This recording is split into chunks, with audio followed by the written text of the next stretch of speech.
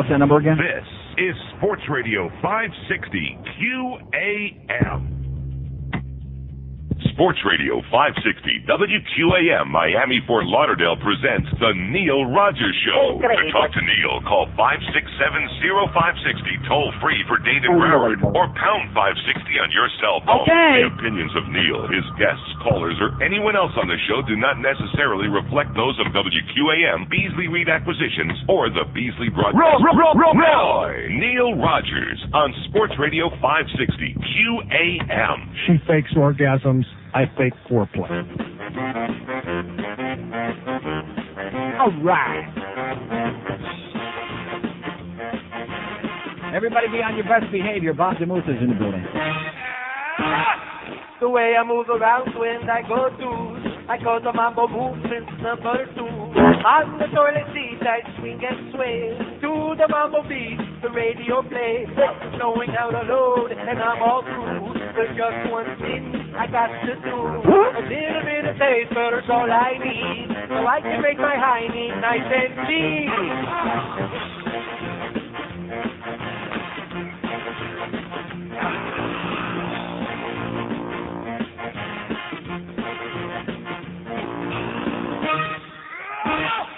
I don't have to push, I'm in control when I move side to side on the toilet bowl. I never have to spray, it comes out whole. It looks a little like a Tootsie Roll. I sway to the left and sway to the right, from cheek to cheek, and I'll tell you why. Not only are you burning calories, but you never ever get a big red ring. That's why big fat guys who can't use the exercise can have some fun when they do with the mambo movement number 2. Hey,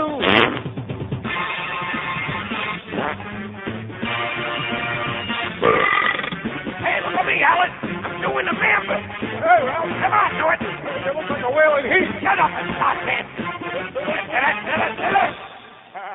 Okay, well, get out. 10:02 at 560 WQM. Happy Tuesday to you. You believe me? No. Happy Tuesday to you. It's going to be a great day today. I'm going to spend 4 hours on Luann Winnick today. No, seriously, you know, Halloween time always brings out the evil witch. Doesn't it? Isn't Halloween supposed to be about the evil witches and gremlins and goblins and disgusting, grotesque things like black cats and things like that, and evil witches like Luann Winnick?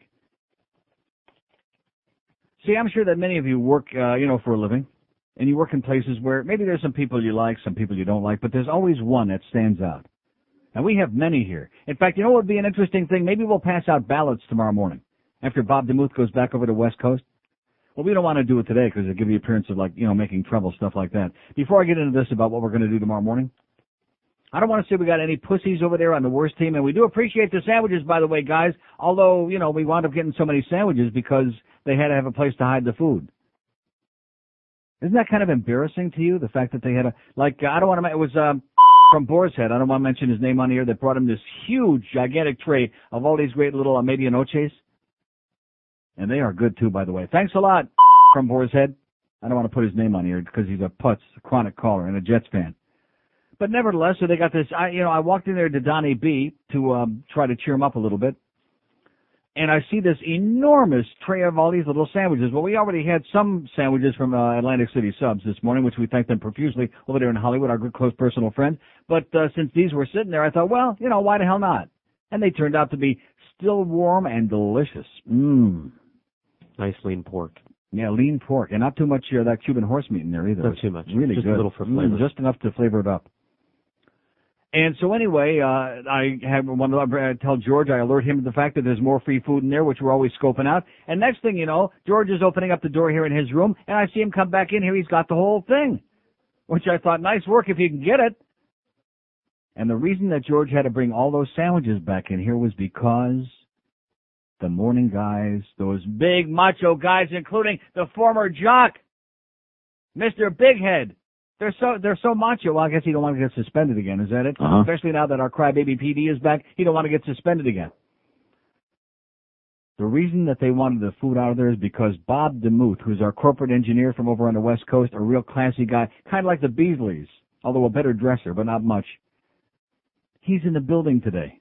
Are we impressed by that? No. No. Do we care? No. But they don't want to see them with food in a control room because then he'll go back over to Naples and snitch on them to the Beasleys. Does that sound like kindergarten to you all over again? See, this audience, I'm telling you, no matter how much I talk about this stuff, they've got to believe that I'm making it up. Boy, that Neil, he sure got a sense of humor, man. You hear the crap he's coming up with now? It's all true. I know it's scary, but if you survived all the ghosting gremlins of Halloween, you can survive this too. We're trying. It's all true. So we have to, we're hoarding the sandwiches in here, and they're coming in here. In fact, those three from the morning show have never been in here that much since we've been up here in March. We came up here.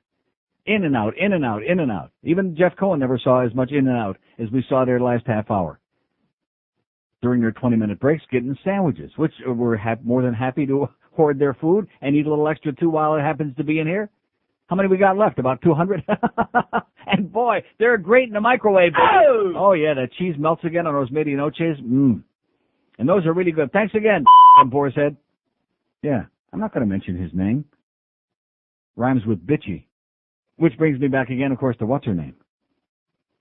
Oh, yeah, we got the lowdown finally on that golf tournament. I'm going to do 4 hours on people that play golf today, you know. In fact, I'm going to save this thing about because I don't want you to start with all your anti-Jew propaganda again. I'll save that for tomorrow. No, seriously, I want to talk about assholes that play golf. You know one of the reasons that people play golf? One category of people who play golf, name droppers. I played golf with the other day. I don't want to mention anybody on this station who's famous for doing that. Oh, yeah, so-and-so's coming to town. That was fun. Yeah, let's call up so-and-so and get us, get us a round of golf for tomorrow because he's coming to town. Name droppers play golf. That's not who you were talking about doing that this morning. What's that? That's not who you're talking about name dropping. He's out of town. You want to? Oh, why okay. Don't you, Never mind. See, you can't start. You can't start soon enough, can you? Why don't you wait till the team comes back to town? Then you can knock your best close friend Rimmer, who also likes to go out and play golf and say, "Oh, I played golf with Ray Whitney this morning. I was playing golf with with fill in the blank, you know." No, see, in Rimmer's case, it's more like filling in the blank time because he basically has no life. So that I understand that. But there are a lot of people who do it as and like I've told you before, I don't mind if you're really that bored and you have to bond with the guys and go out and have 30 or 40 beers. It's okay, I guess, to once in a while go out and play a round of golf. But people who are obsessed with golf, all I can say about them is sick. You put me into a coma. And wait till you find out this whole thing with these golf tournaments, with this charity golf stuff, it's a scam anyway. It's a big scam. First of all, the place doesn't donate, at least in this particular case, since I got all the information in my hand. They don't donate the golf course for the day. And maybe they reduced the fees, the greens fees. I don't know what it ordinarily would be like at Lago Mar, but we had 110 players at $42 each. So it cost $4,600 just up front for the guys for the 110 people to play golf that day. So what's the big sinners with that? People who play golf. And by the way, how come Payne Stewart was so important that he made like the whole front page and hours and hours and hours? Oh, here's that awful video again, by the way.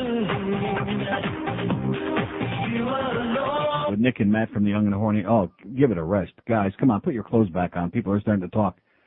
But nevertheless, how come Walter Payton, not only one of the greatest football players and athletes in history, he's only 45 years old, but a guy who is loved by everybody. One of the really, at a time when there's so many scumbags in sports, here's a guy you couldn't say anything bad about him if you wanted to. One of the real gentlemen, a great human being. He dies at the age of 45, terminal cancer following his liver disease. And it's like on the, on the side of the paper there. And I realize it's only going to take a year and a half to sort out the thing with this Egyptian Air plane crash, so they got to spend all of their time crapping around on that. Walter Payton, he gets like 2 minutes here and a minute and a half there. See, it goes back to this golf thing again. I got to break the news to you. I don't care about Payne Stewart. That may sound very insensitive. It's not pleasant when anybody dies, especially a horrible death in a plane crash, especially at the age of 42. But like the old song goes, I don't care. How's that song go? I don't care.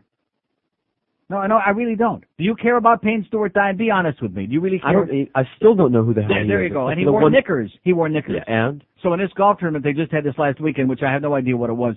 Most of the guys, they were wearing knickers in his honor. Yeah. That's golf. They were wearing knickers. It's a good thing he didn't wear bloomers. you know. But Walter Payton dies, and even you care about Walter Payton dying. You don't even know who he is. You wouldn't know Walter Payton from Sandy Payton. Right, exactly. Either one of them. Yeah, but you do care. Yeah, I care. Because he was a good guy. I care a lot. See, there you go. I have a tear. Excellent. Come on, Duff. He's tearing up already. In fact, I bet you Duff was all emotional about this, coming back on a plane from New Orleans from that Halloween weekend. 10 past 10 at 560 WQM. I got all the information about that golf tournament, about the tremendous proceeds that we finally embarrassed them into maybe someday giving us Center One. Another QAM scandal here. In fact, maybe Bob DeMuth can take back word of this scandal, the fact that the reputation of this company is going right in the old toilet because of the way that they do business, especially our sales manager, Screw Ann Winnick, who emphasizes the screw everybody else part. And quit messing with my sponsors, too, while you're at it, by the way, Screw Ann. Quit calling up and bitching everybody out, bitch.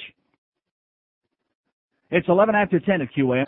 No portion of this broadcast may be reproduced without the express written permission of WQAM Beasley Reed Acquisition Corp. This is Joe Bowen, the voice of the Toronto Maple Leafs. They don't come any better than Neil Rogers. Goodbye, Mayor Venus. Yes. You won't be missed at. Neither will your constituency about their Julios that dying off along with all your foes. Increíble. Pack a sandwich and move on. But stay in Dade County, because in any other city you'll realize you're a tiny fish in a big pond. And on your way out the door, keep on thinking that you're a self-important Julio. And merits derive. We'll find another way to swindle again. Mayor Venus, we're glad to see you go. After cable beat the hand sayonara. Ay, Baba, what's 10:16 at 560 WQAM. So anyway, during the break, we collected all our ballots from around the building. 73 ballots. It's unanimous. 73 all said the evil one is That fucking bitch. Joanne Winnick, our sales manager. How do you like that? The most evil one of them all in the building. You know, not everybody's perfect, but she's a perfect evil bitch. You know what? Perfect. Sow. Troublemaking, obnoxious, devious, dangerous, picture collecting, blackmailing bitch. So here's the lowdown. Here's the skinny, as they say. Why do they say that, by the way? I can't stand people that say things like that. Here's the skinny. You know who used to say that? Harry Smith used to say that on the CBS morning show, and he's long gone off of there. And they replaced him with that goddamn Brian Campbell. That goes to show you, if you say things like that, if you say stupid, cliche-ridden crap like, here's the skinny on, they fire your ass. And deservedly so, too. I liked Harry. He was okay, but he should never have said that. Especially sitting next to that fat Mark McEwen. Anyway, so we have all the, look at this, we got pages and pages. The nephew. Nice going there, Chris. Oh! Chris Reed, in spite of his lineage. What did I tell you about? Your lineage doesn't mean anything. He's one of the few people in the building that does any work, that has any idea what's going on, and isn't afraid of Bob DeMuth. But, well, I guess he can afford not to be afraid of anybody. His uncle, is the boss. But at any rate, he's a good guy. Got me all the information about that ill-fated OJ golf tournament. Wasn't it the OJ golf tournament or the Center One? Whatever it was supposed to be. And like I said, I read this letter from Tracy Caracedo to Carol, our good friend Carol at Center One. And then I take a look at this thing. And remember Hank was talking to us about this about 10 days ago on the air, about golf tournaments are a big waste of time as far as fundraisers, and by the time you get rid of all the expenses, there's almost never anything left over? Absolutely correct, Humper. Right on target. Like I said, it cost $4,620 just for the greens fees for the 110 people who participated. And by the way, most of you 110 people, you're not fooling me. The reason we don't hear from those people, like some people said yesterday, they don't care where the proceeds went. They just wanted to go out there and schmooze with Don Strock and with Spud Webb and Scooter Magruder, whoever the hell they were. Now, the only reason I mentioned Spud Webb and Scooter Magruder, what kind of a name is that? Scooter Magruder. Is that guest fees? It says $80, so I'm assuming each got $40. Can anybody in this audience tell me who is Spud Webb or Scooter Magruder? No. Who are they? And they're the only two people that got paid for being there, according to this. So to make a long story short, by the time they got through, the cost of this, which they paid the Dolphin cheerleaders $200 also to appear and shake their booties, The expenses were $7,467. The income taken in from the fees that the people paid to play and the money taken in on the day of the tournament, $690 according to this. So basically they lost $777. Something like that. They lost. But they also raised money with that silent auction, and then, of course, some people there, I don't want to mention Luann and Phyllis, the water Nazi, they arbitrarily decided there that they were going to sell raffle tickets for the American Cancer Society in honor of the sales guy from a Power 96 who had died the week before. They just arbitrarily decided. So there was another $800. So there total of $2,530 raised in cash. So at least $1,700. So did you tell me all of that is going to go to Center One now? Is that what you said? That's what I was told yesterday. After my tirade yesterday and going ape-shot on the air and screaming and yelling, and rightfully so, about the way this whole thing was mishandled. See, the bottom line to this, did you realize how much pleasanter all of our lives could have been?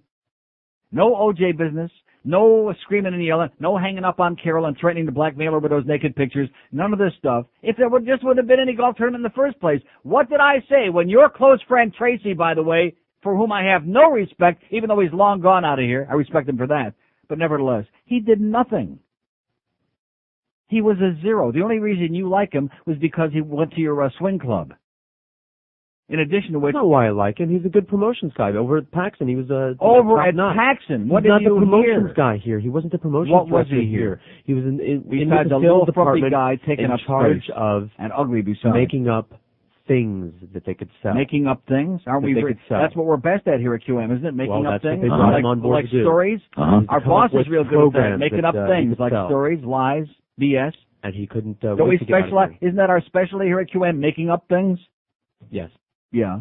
Why are you defending him? He's gone now. I know, because he was a good Because you guy. have naked pictures of And you he and got out of Crystal from here the as fast swing as he club. could. He got out of here. Like I said, always like that Tracy. He was smart like Scott Schwartz. He got out of here as fast as he could. He said, I can't do business this way. These aren't business people. These are crazy people is what he said. Take that back to Naples, Bob DeMuth. Yeah, take that back with you. Of course, you don't have to take it back because they're listening on 770 right now anyway. They got it cranked up so loud the speakers are vibrating all over the buildings over there at the Beasley headquarters. They know it's true. And you know what? They don't care. They're singing the same song I'm singing. I don't care. That's right. That's a big song these days around here. That's number one on the old hit parade. And we left the letter off a hit, by the way. That's number one. We don't care, okay? Rip us all you want. Just keep rolling the money in there. Okay, no problem. I'll take a check twice a month. We'll keep rolling the money, and I'm going to keep ripping you in the ass. Because you're not going to change. You're still a bunch of sloppy dressers that make me look like a fashion plate. And you still got people running this place over here, most of whom belong in a mental asylum. In a mental asylum. Let me say it again. Kindergarten would be okay if it was safe to, little kids usually you can turn them loose. These people aren't safe to be turned loose. They belong like in the kindergarten ward of a mental institution. So the bottom line is there's another $2,500 for Center One, and it sure was painless, wasn't it? Yeah, it sure was painless. We went to Pizza Loft in 2 hours with no pain. We had a good time. We had all those nice people show up. We had a bunch of freeloading people from the station eating free meals, and we raised $4,000 in 2 hours. No pain, no OJ, no Roy Foster, no strain, no none of this crap. So like I said, please don't do us any more help. Please, I'm begging you, leave us alone. Screw Ann. Not that we want to turn down your great generosity and your tremendous concern for our charitable efforts. Leave us alone. Butt out, in other words. Butt out. Here's a mobile in Boca. Hello. Hello? Yes, sir. Yeah, how you doing today? Okay. All right. I know where that money went from the golf tournament. Yeah. It went to OJ's legal costs. Yeah. Yeah. Hello? Yeah. I'm listening. I know Isn't you're that where shocked, but I'm listening. Isn't that where you think it went? No. Where'd it go? What are you on today? What are you on Valiums? Are you on Doggy Downers? What are you taking? Popping in this. What is bitch. it?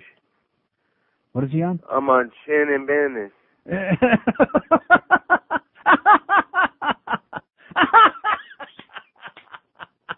All right. All right. There's the kind of call that we love on this show.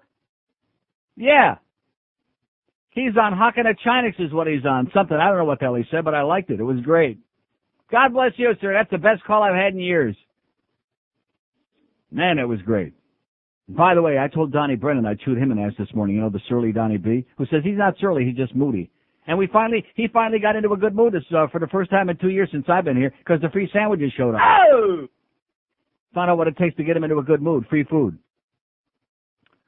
But Don Brennan wrote a grotesque column in the Ottawa newspaper yesterday morning, questioning the discretion of several Panther players who were seen in an Ottawa bar 12:45 in the morning after the team got in from Friday's overtime loss in Buffalo.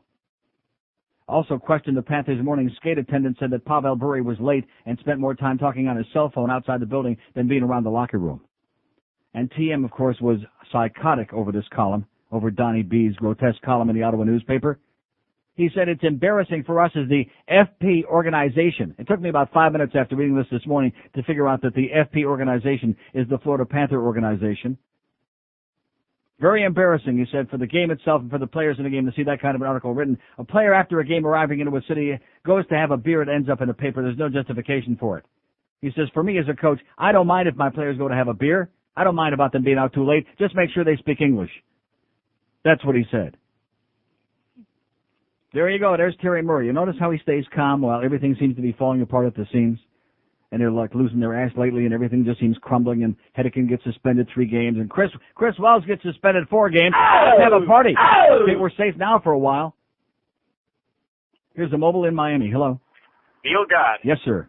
Bud Webb played basketball for the Atlanta Hawks. Oh, I'm impressed. He was pretty exciting. He was sure I'm not a big NBA fan. Must have been a heavy-duty guy to get $40 for an appearance at a golf tournament. Exactly, but he's short, but he could dunk the ball, and he was pretty. It was like a Mighty Mike kind of thing. Yeah. So what about the other one? No, never heard of him before. So you seem like you're in a good mood. Would you mind if I plug our Kiwanis Club golf tournament that's coming up? Scooter Magruder, that was the other guy. Was he done or what? I wasn't paying attention. No, he was done. Yeah. I think he was done. I heard the dial tone. 5670560. We're going to talk about golf today, man, whether you like it or not. I hate golf. I can't stand people that play golf. I'm nauseated by people who are into golf. I mean, to each its own. It's a free country. If you want to go out there and waste your time with this crap, if you want to get all bent out of shape about Payton Stewart, I personally take great, I'm disturbed about the death of Walter Payton. He was only 45 years old. He died a grotesque, grisly death, as only God can inflict. And he was a great guy. And I just heard him at the end of the morning show bemoaning the fact that there's really no good running backs in the NFL because basically the league is watered down. It's a bunch of crap. Like that Packers performance last night. What a bunch of peckers they are, man. Garbage. Right there at home. Walter Payton, is there anybody around like him? No. No way, Jose. And who the hell cares? But Payton Stewart, bada-beep, bada-boop, bada-ba. We had 8 billion words on there. Because you people in the media don't know which side your goddamn bread is buttered on, okay? You're a bunch of morons. You're a bunch of imbeciles. Nobody in their right mind gives a flying crap about Payton Stewart. Even though, like I said, it's sad when anybody dies, but it's not worth on the front page of the newspaper or 700 hours on CNN. And George don't care at all.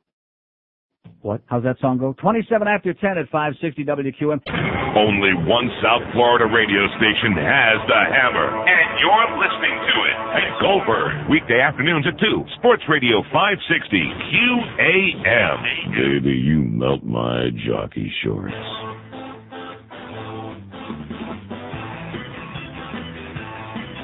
Don't you love Bill Bradley? Don't we need Bill Bradley? He's more than 6 feet tall, plays pro basketball. Don't you love Bill Bradley? Yeah, we need him badly.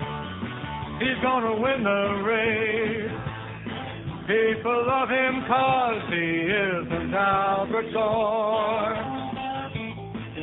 Did I mention that he isn't Albert Gore?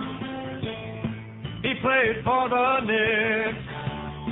He doesn't bore us sick. Yeah, we love him 'cause he isn't Albert Gore. Not Al Gore. Not Al Gore. Not Al Gore. Yeah, he's not Al Gore. I'll say it one time more. We love Bill a lot, mostly 'cause he's not boring Albert Gore. Well, don't you love Bill Bradley? Don't you you love Bill Bradley? No. Not really. 1032 at 560 WQAM. So here's a fax to show you the important people we got for that golf tournament. The fax says Scooter Magruder is a character from the movie Happy Gilmore with Adam Sandler. I'm guessing the actor who portrayed him is the guy you're axing about. So that goes to show you, we paid the one guy, the little midget guy who used to play basketball for Atlanta, we paid him $40 to show up.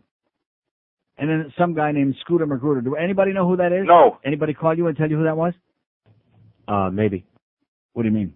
They might have, but then I forget immediately. I still don't speak that language. Well, we got a lot of stuff going on in here, okay? Because Bluff just came in and said that. That's what he said. So do you care that this show is the allaccess.com show of the week? It's a website that features different online radio shows and whatnot. And in the news, talk, sports section, you're the featured show of the week. Featured show of the week when? All week? All week. Well, that's bad because the people listening all over the world, they don't know who Screw Ann Winnick is. They don't care about the goddamn golf tournament. I mean, it's too parochial this week. If you would have told me that before, I would have still done the same thing. Now, see, that's one thing. I don't cater. I don't whore myself to people who might be listening on the periphery of our existence. This is a South Florida show, okay? Even for the West Coast. They appreciate it because they got the cheap Beasleys over there on the West Coast. They know what it's all about. They can relate to it. And so if you people listening around the rest of the world, we're delighted that you listen to a real goddamn radio show. That's great. And if you're wondering kind of like, what's it all about? Yeah. Just keep listening. You'll find out. That's why anybody who like my good close personal lawyer and manager, Norm Kent, whatever the hell his title is this week, give me a song and a dance about people that do focus groups. The Neil Rogers Show would never make it in the focus group because you have to listen to it at least 400 times before you catch on to what it's on. We've got people who have been listening to me for 20 years, and they still don't understand what the show's about. Yeah. God bless them. They're a little slow, okay, like the guy who called who's on whatever he was on, Hakanachonics. So now, look at this. Oh, here's all the literature that we sent out. One of our fine people out there has sent me all the propaganda that we sent out for that golf tournament. See, basically it boils down to this. We did a celebrity golf tournament that turned out to be a sham and a scam, and now they're trying to cover their ass. And then O.J. was invited to appear in spite of the fact we were told he absolutely would not be invited to appear since we insisted on that, and he did appear, and we've had like major embarrassment and humiliation from coast to coast. It was on Howard's show, it was in the New York Post, it was in Sports Illustrated, it was in that golfing thing we got called about yesterday. We're embarrassed and humiliated, but guess what? We still don't care. Because it's Greg Reed and the Beasleys. There's nothing you could say or do to embarrass or humiliate them, except maybe if somebody showed those naked pictures of Greg and a billy goat that Screw Ann's got in her drawer downstairs. Oh, yeah. See, she thinks that she can use pictures to, like, blackmail everybody because she's got a long history of doing it. You know what I'm saying? Uh-huh. Well, it ain't going to work this time, Screw Ann. And by the way, Carol says she don't care if you show us the pictures of her and the billy goat. Seen him anyway. Yeah, we already saw him. Pretty boring. Here's a mobile in Miami. Hello. Hey, Neil, this Yes, is sir. a Julio American that's very informed, and Scooter Magruder was an ex-defensive back for the Dolphins about 4 or 5 years ago. Oh, my God. I never heard of him. Yep, he was around here. Not too long. Scooter but he was Magruder? Yep. Check it out. I thought he was somebody that worked with Nixon. A Buckethead, and see if he could tell you. But A Buckethead. Okay, thanks, pal. Bye. Okay, what a good memory that guy's had, huh? Another one of those Bucketheads, kind of like Roy Foster. Okay, there you go. There's the answer to our riddle today. Who is Scooter Goddamn Magruder? 5670560, pound 560 on the AT&T wireless line. Oh, I see. It says in the propaganda we sent out, portions of the proceeds from the second annual About.com WQM Celebrity Golf Tournament presented by Michelob Beer will benefit Center One. Portions of. And it goes on and on at great length about Center One and how great they are and what good work they do for like real living and breathing people. Foursome, $1,000, individual golfer, $300. Got a whole big, look at all this literature they put out. They got a bunch of signs. Like I said, they spent $200 for the goddamn Dolphin cheerleaders. And from what I hear about the Dolphin cheerleaders, I don't think most of you guys would spend $200 even for the night, is what I'm hearing. I could be wrong about that, but that's what I'm hearing as in, yeah. Here's Miami Beach. Hello. Yeah. Yes, sir. Yeah, hi. That last caller, he was correct. That guy did play for the Dolphins. His name was Greg Magruder. His nickname was Scooter Magruder. Yeah. And that fax you got for the Magruder, the guy's name was Shooter McGavin on Happy Gilmore. Yeah. Scooter Magruder. That guy's an asshole. Whoever sent you that fax. You don't know his Shooter McGavin from Scooter Magruder? No, he don't. You probably don't know his ass from his rectum either. You should open his zipper and check it out. Okay. Hey, Neil. Yes, sir. What's your opinion on the death of Walter Payton? What is my opinion on it? Call Hank and ask him his opinion on it. What's my opinion on the death of Walter Payton? That's like that call. That's like that famous call that Hank had last week. The Payne Stewart call. Do we have that in here? Do we still have that in the goddamn thing? Yeah. Let's go to Rob in North Miami. You're on WQAM. Hello, Rob. Hey, Hank, I just wanted to ask you, you know a lot about sports than most people. I was curious as to what you think about the Payne Stewart plane crash and him dying today. Well, that doesn't have anything to do with sports. Sure it does. I mean, I have an opinion about it. What would it be? Well, I just think he was a really nice guy. I didn't know him. I'm sorry. Jamie passed away, and it's sad, but what can I add to that? It's I didn't know him, but it's sad when anybody dies. Yeah. Well, what's your opinion on Walter Payton dying? Lack of oxygen. What's your opinion on Grandma Moses dying? You know what I say? It's that damn God again. That's the problem. That fictitious, sinful, hateful, sadistic God. The same one who invented Luann Winnick. There you go. Talk about being sadistic and inflicting that bitch on the rest of us here at QAM and the entire world. Yeah, with a liver disease, and then, of course, with the cancer that got in there because of the liver disease. So here's a fine man, admired and loved by all, only 45 years old, and the religionists would say, oh, well, it was his time. God decided to take him. Yeah. Which is why he had to endure all of that pain and agony and all that other bull crap. What a wonderful God you people have invented, man. There's only one God. Neil, God! Make no mistake about it. Other than that, it's all a pile of horse duty, okay? So let me ask you, what's your opinion? See, you can have an opinion on the media in the way that they're underplaying it, because here's somebody, like I said, who is a major superstar of all time in professional sports and a great guy to top it all off. He dies, and it's like an afterthought. Are they talking about it now on the, No. But Payne Stewart dies because it was in a runaway plane crash and another one of those natural disasters. And that's what the media thrives on. They love that. Oh, gee, can we hear some people screaming and yelling because the plane has fallen to the ground? Can we hear that? Can we stick the phone out there in Cairo and hear some of those poor Egyptian bastards wailing and screaming and crying because their loved ones just died in that plane crash? Here, stick the phone out so we can hear it a little bit louder. You're a bunch of grave robbers, you people. And by the way, what's her name? She needs help. Angela Ray. She needs to be put away. We need to be protected from her and Screw Ann Winnick, although I think she's quite a little more benign than Screw Ann. We need help, protection from Angela Ray. A giggle box. I wonder where the feather's hidden in her box. Rectum. 20 before 11 at 560 WQAM. Dolphins football. Sports Radio 560 QAM. What a joke. What an embarrassment. Tonight, only on the Amish Channel. It's high-speed thrills on the all-new World's Wildest Buggy Chases. Then stay tuned for an Amish Channel exclusive. Jeremiah, it's 12 inches. You won. The finalists of the Grand National Beard Growing Championships, followed by Barn Raising USA. It all begins tonight at 8, 7 Central with World's Wildest Buggy Chases, only on the Amish Channel. Sir, step out of the buggy, please. 1044 at 560 WQM. So I'm looking at this thing. We have one of our investigative people in the audience who looked into this golf tournament business. And I don't want to sound like I'm starting to question the veracity of the information that's been handed to me here, but I want you to stop and figure this out. You don't have to be a rocket scientist to figure out if a foursome cost $1,000 to participate in this tournament, an individual $300. Let's say that there were only foursomes, okay? That's $250 per person. And how many people allegedly participated in this? 110? Huh? Well, 100 would be 25 grand, and another 10 would be another 2,500. Correct? Correct. That's $27,500. George, let me say it again. If this is really what they collected from these people to participate in the tournament, a foursome, $1,000. That's $250 per person, and there were 110 participants. That's $27,500 just from the what was paid to participate to play in a golf tournament. Now, you remember that original figure that was bandied about by somebody who isn't here anymore? I don't want to mention Sam the Sham, the scam. of 20, but we raised 25 grand, which all of a sudden vanished and disappeared, and now it wasn't 25 grand anymore, and it was just a number he made up.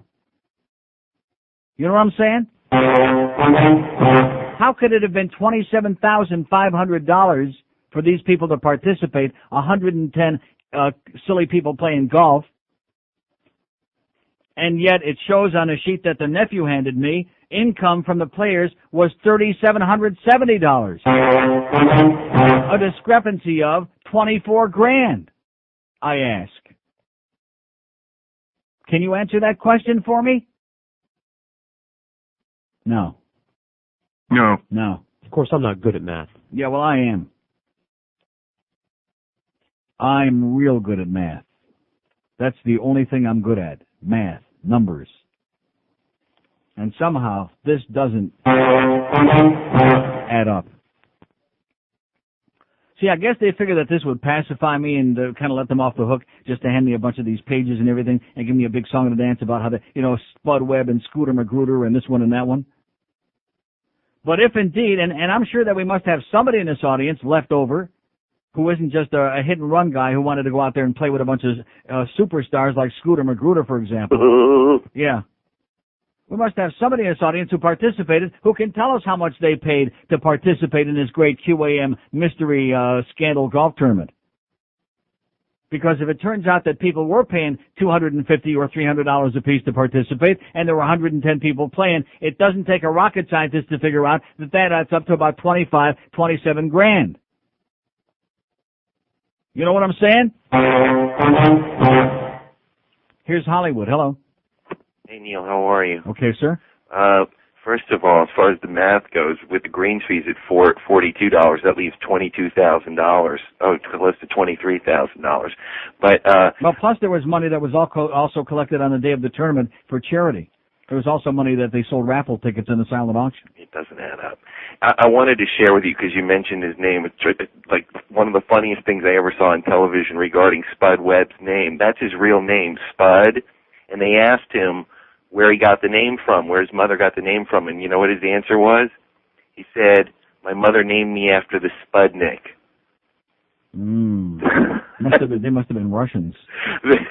Yeah. But one other funny thing I wanted to share with you that I noticed this weekend, I drive to my sister-in-law's complex to go trick-or-treating with my kid. Yeah. And you got to enter the gate. And on the driver's side, they have a little telephone pad where you can either punch in a code or search for the names, that kind of thing. Yeah. And, I punch in the code because I know the code.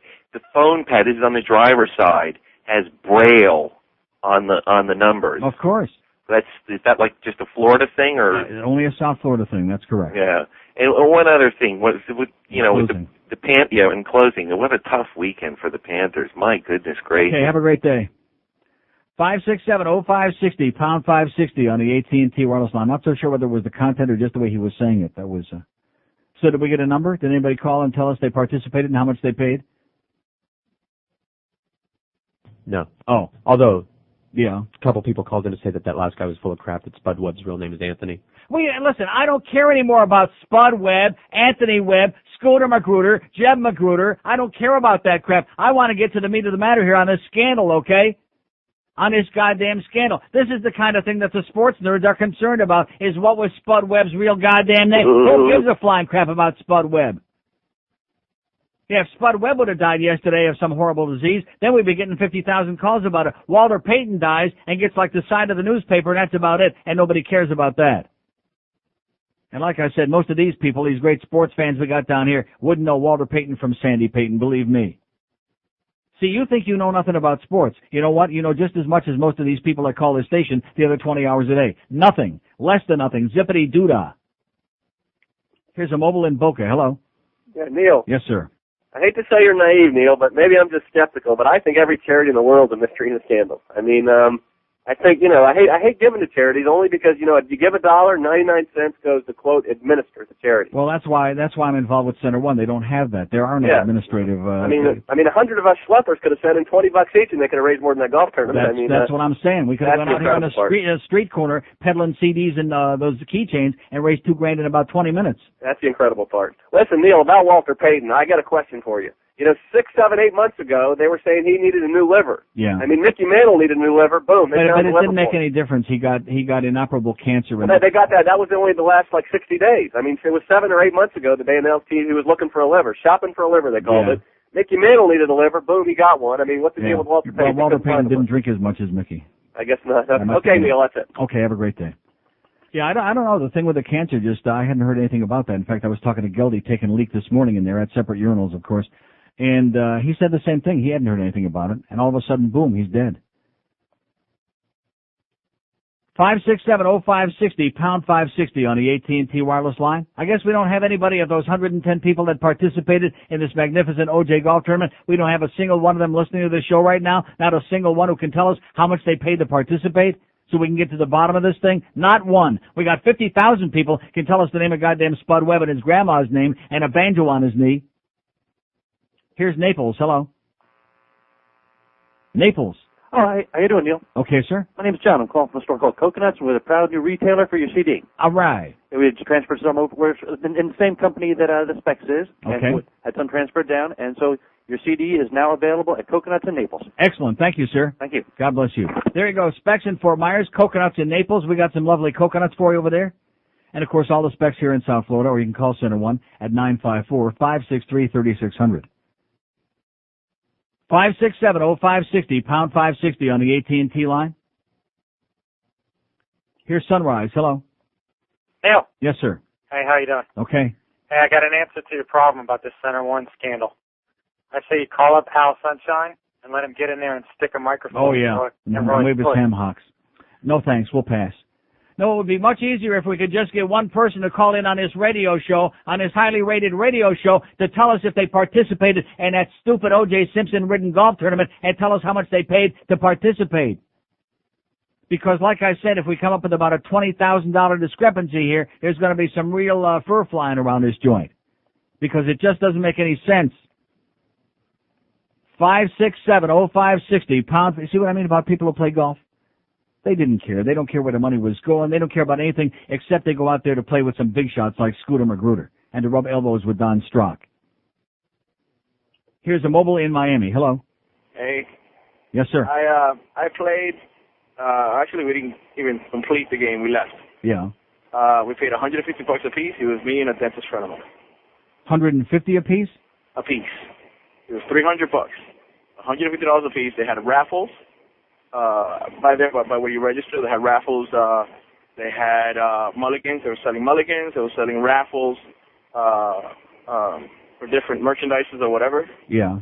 And that's what we paid. And we left. And you left because of what? Yes.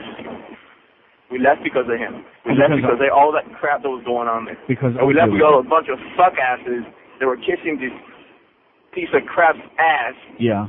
Running around for an autograph. Right. That's why we left. Well, God bless you, pal. And I regret ever paying that money. Don't ever do it again. It's not the country club's fault. It's QAM's fault. Don't do it again. Thank you. Bye. There you go. See, and $150 a piece. Does that jibe with anything in this literature? No. No. So this is one of these deals where there's so many like loose ends. You know what I'm saying? And they're like entrails left behind it. You'll never be able to track down. Nice going, guys. Beauty. We'll never get to the bottom of this goddamn thing. 567-0560, pound 560 on the AT&T line. Statewide line, 877-785-NEIL, 877-785-6345. Oh, here's a golfer, a mobile in Miami. Hello. Hi, Neil. How are you? Okay, sir. We paid $800 for a foursome to go play there. All these different prices on this thing. This is unbelievable. I had no idea OJ was going to be there. Right. I got very nervous as soon as I pulled out the golf cart and I saw the bloody knife hang out of his pocket. I thought it was at that point it was time to hit the eighth hole. What I didn't like, though, hello? I'm here. Yeah. I know you're surprised, but I'm still here. What I didn't like is when I did drive by, I saw Roy Foster in the car with O.J. Simpson, and he was holding O.J.'s piece. And I thought at that point... Yeah, okay.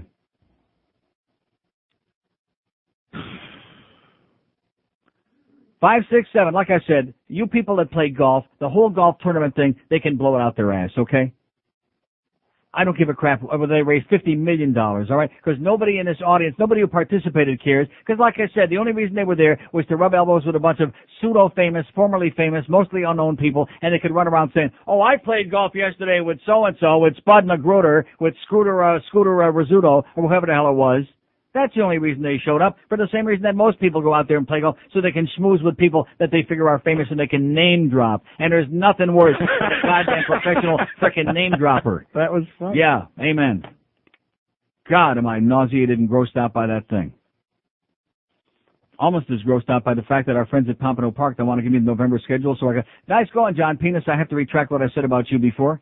Like I said, the only guy in the sales department who understands the show and is into it at all, but nevertheless, still can't get it done right.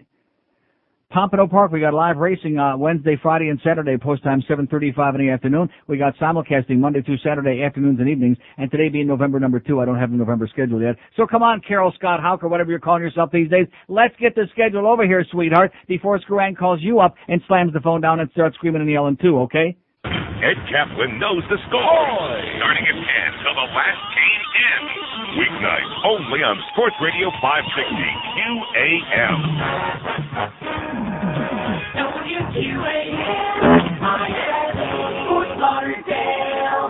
The legendary athlete, the extraordinary actor. Now he debuts in his new action series.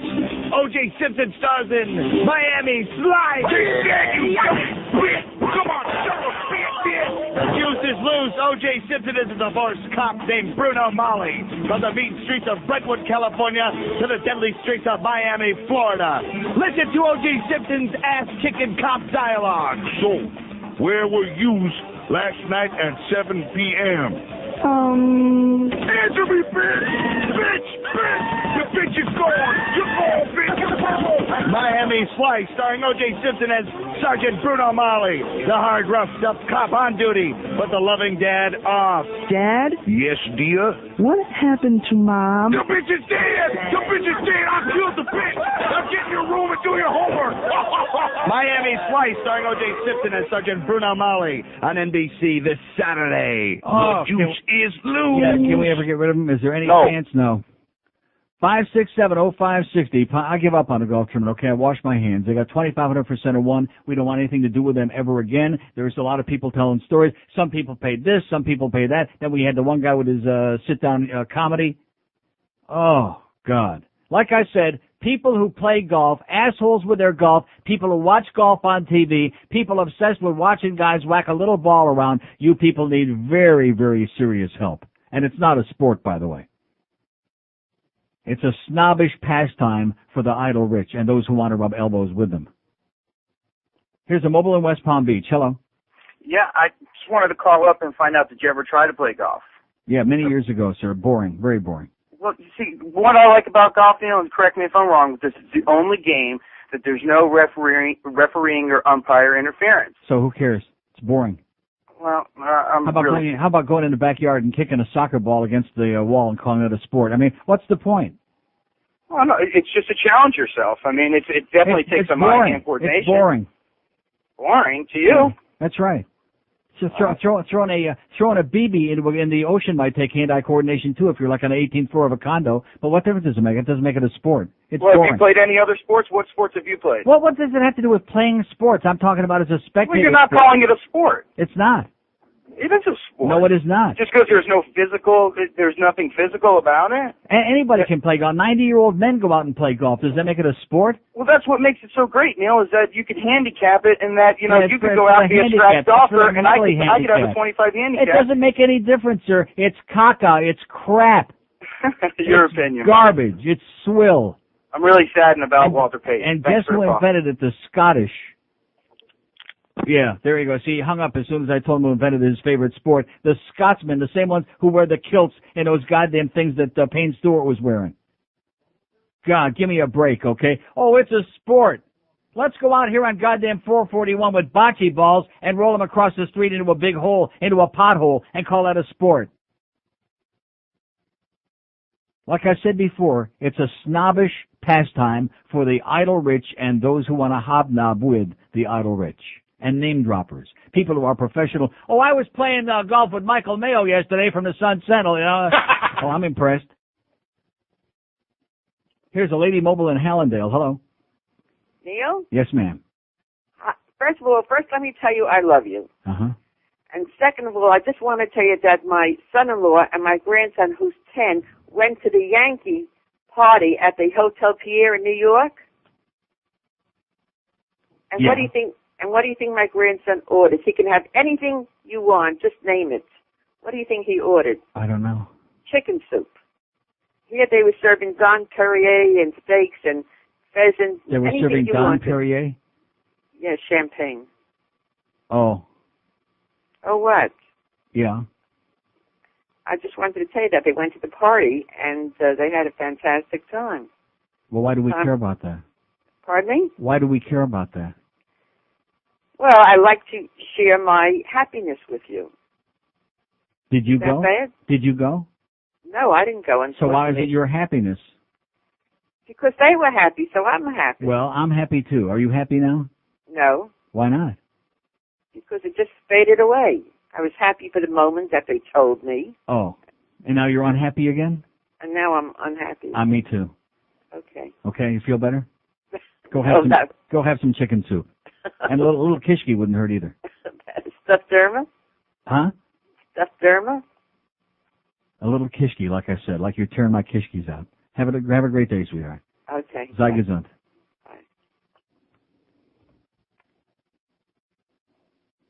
They had that Don Perrier. They had the Don Perrier. Woo! 5670560, pound 560 on the AT&T line. 877-785-NEIL. 877-785-6345. I'm not going to argue with these golf nerds, okay? Because I know that they're in a majority. We have this gigantic male audience, and you all like going out there and whacking the ball around and killing some time and having 40 or 50 beers, and that's your idea of a sport, okay? It's not a sport. And like I said, I don't begrudge you doing that, but people that want to sit and watch these other guys do it and pretend that they're athletes, to try to argue with people who know nothing. It's like the hockey players, like the one guy that got 28 stitches the other night over the weekend and gets sewn up, his whole face is chopped up, comes back out and finishes the game.